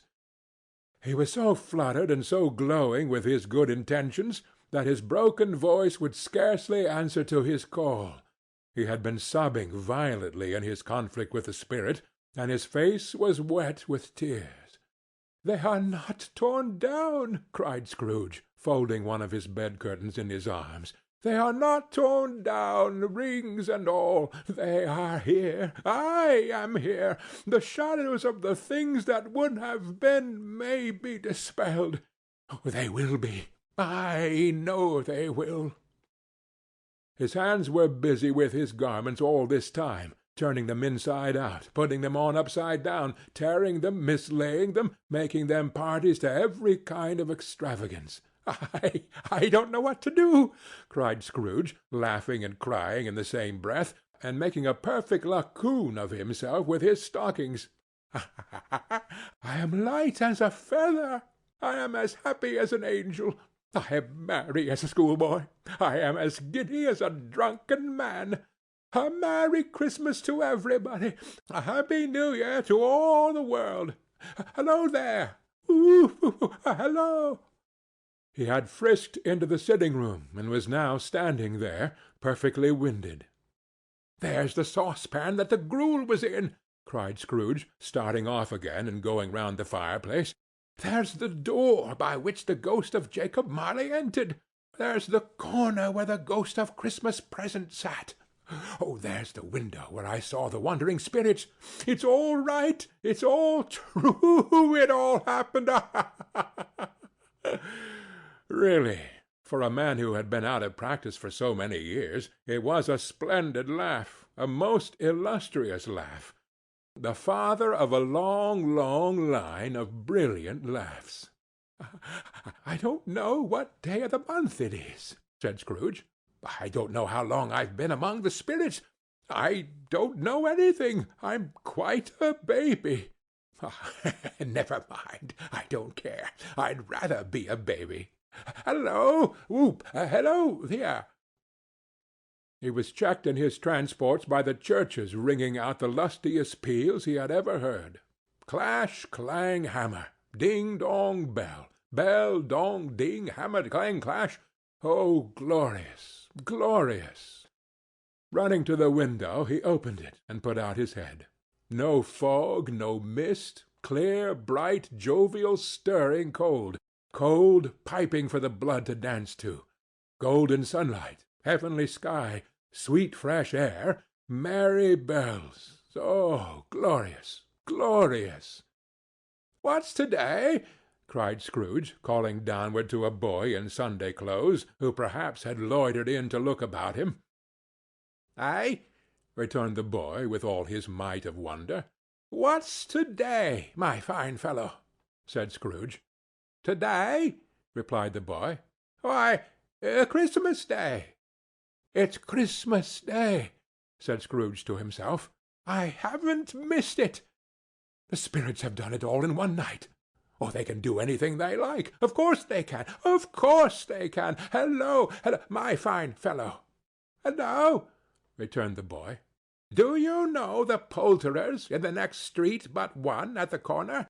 Scrooge inquired. "I should hope I did," replied the lad. "Ah, an intelligent boy," said Scrooge. "A remarkable boy. Do you know whether they've sold the prize turkey that was hanging up there? Not the little prize turkey, the big one." "What, the one as big as me?" returned the boy. "What a delightful boy!" said Scrooge. "It is a pleasure to talk to him. Yes, my buck." "It's hanging there now," replied the boy. "Is it?" said Scrooge. "Go and buy it." "Walker!" exclaimed the boy. "No, no," said Scrooge. "I am in earnest. Go and buy it, and tell him to bring it here, that I may give them the direction where to take it. Come back with the man, and I'll give you a shilling. Come back with him in less than 5 minutes, and I'll give you half a crown." The boy was off like a shot. He must have had a steady hand at a trigger who could have got a shot off half so fast. "I'll send it to Bob Cratchit's," whispered Scrooge, rubbing his hands and splitting with a laugh. "He shan't know who sends it. It's twice the size of Tiny Tim. Joe Miller never made such a joke as sending it to Bob's will be."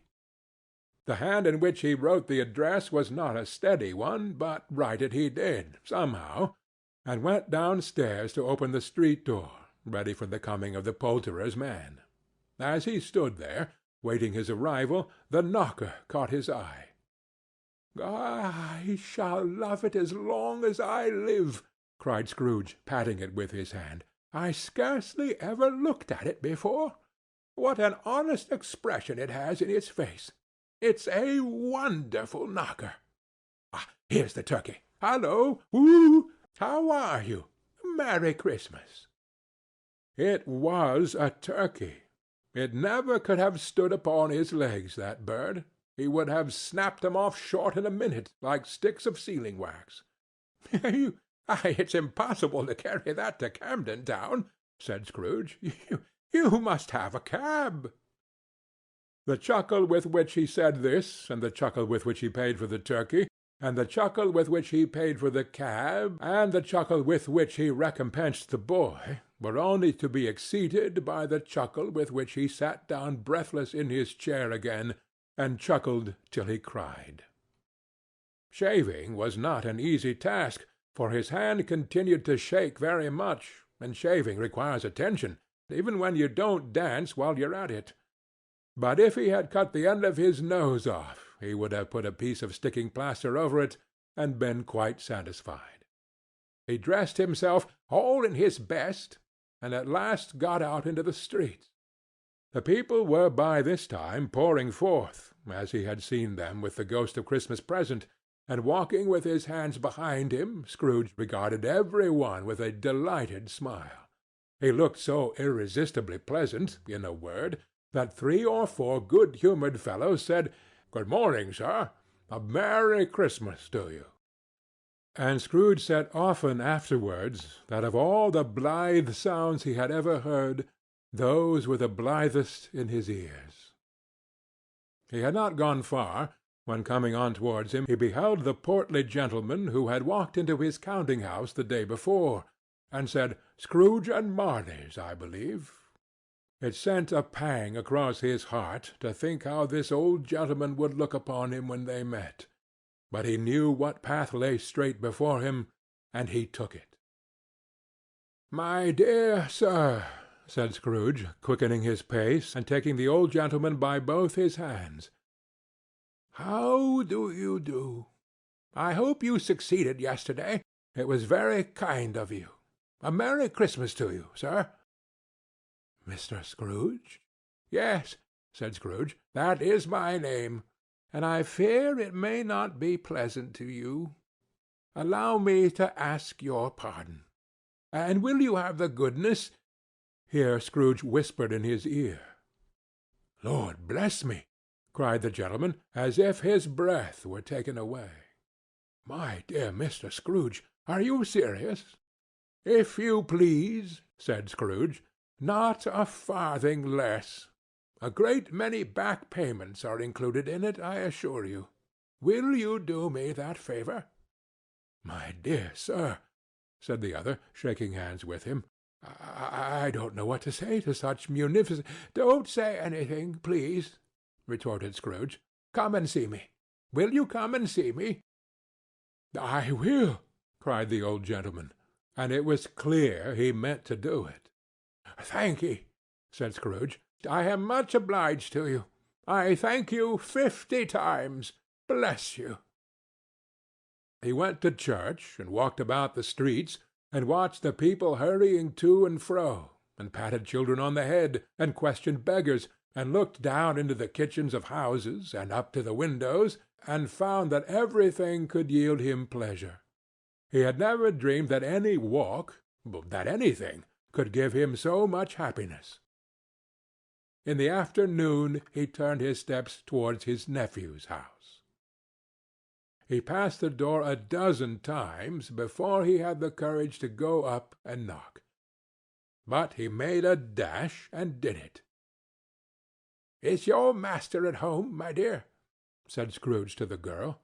"Nice girl. Very." "Yes, sir." "Where is he, my love?" said Scrooge. "He's in the dining-room, sir, along with mistress. I'll show you upstairs, if you please." "Thank ye. He knows me," said Scrooge, with his hand already on the dining-room lock. "I'll go in here, my dear." He turned it gently, and sidled his face in round the door.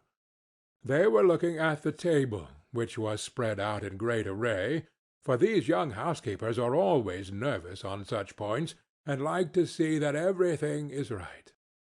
"Fred," said Scrooge. Dear heart alive, how his niece by marriage started! Scrooge had forgotten, for the moment, about her sitting in the corner with the footstool, or he wouldn't have done it on any account. "Why, bless my soul!" cried Fred. "Who's that?" "It is I, your Uncle Scrooge. I have come to dinner. Will you let me in, Fred?" Let him in? It is a mercy he didn't shake his arm off. He was at home in 5 minutes. Nothing could be heartier. His niece looked just the same. So did Topper when he came. So did the plump sister when she came. So did every one when they came. Wonderful party, wonderful games, wonderful unanimity, wonderful happiness. But he was early at the office next morning. Oh, he was early there. If he could only be there first, and catch Bob Cratchit coming in late, that was the thing he had set his heart upon. And he did it. Yes, he did. The clock struck 9. No Bob. 1/4 past. No Bob. He was full 18 minutes and a half behind his time. Scrooge sat with his door wide open, that he might see him come into the tank. His hat was off before he opened the door, his comforter too. He was on his stool in a jiffy, driving away with his pen, as if he were trying to overtake 9 o'clock. "Hallo!" growled Scrooge in his accustomed voice, as near as he could feign it. "What do you mean by coming here at this time of day?" "I am very sorry, sir," said Bob. "I am behind my time." "You are?" repeated Scrooge. "Yes, I think you are. Step this way, sir, if you please." "It's only once a year, sir," pleaded Bob, appearing from the tank. "It shall not be repeated. I was making rather merry yesterday, sir." "Now, I'll tell you what, my friend," said Scrooge. "I am not going to stand this sort of thing any longer. And therefore," he continued, leaping from his stool and giving Bob such a dig in the waistcoat that he staggered back into the tank again, "and therefore I am going to raise your salary." Bob trembled, and got a little nearer to the ruler. He had a momentary idea of knocking Scrooge down with it, holding him, and calling to the people in the court for help and a strait waistcoat. "A Merry Christmas, Bob," said Scrooge, with an earnestness that could not be mistaken, as he clapped him on the back. "And a merrier Christmas, Bob, my good fellow, than I have given you for many a year. I'll raise your salary, and endeavor to assist your struggling family. And we will discuss your affairs this very afternoon over a Christmas bowl of smoking bishop, Bob. Make up the fires, and buy another coal-scuttle before you dot another I, Bob Cratchit." Scrooge was better than his word. He did it all, and infinitely more, and to Tiny Tim, who did not die, he was a second father. He became as good a friend, as good a master, and as good a man as the good old city knew, or any other good old city, town, or borough in the good old world. Some people laughed to see the alteration in him, but he let them laugh and little heeded them, for he was wise enough to know that nothing ever happened on this globe for good at which some people did not have their fill of laughter in the outset, and knowing that such as these would be blind anyway, he thought it quite as well that they should wrinkle up their eyes in grins as have the malady in less attractive forms. His own heart laughed, and that was quite enough for him. He had no further intercourse with spirits, but lived upon the total abstinence principle ever afterwards, and it was always said of him that he knew how to keep Christmas well, if any man alive possessed the knowledge. May that truly be said of us, and all of us. And so, as Tiny Tim observed, God bless us, every one. End of A Christmas Carol, by Charles Dickens.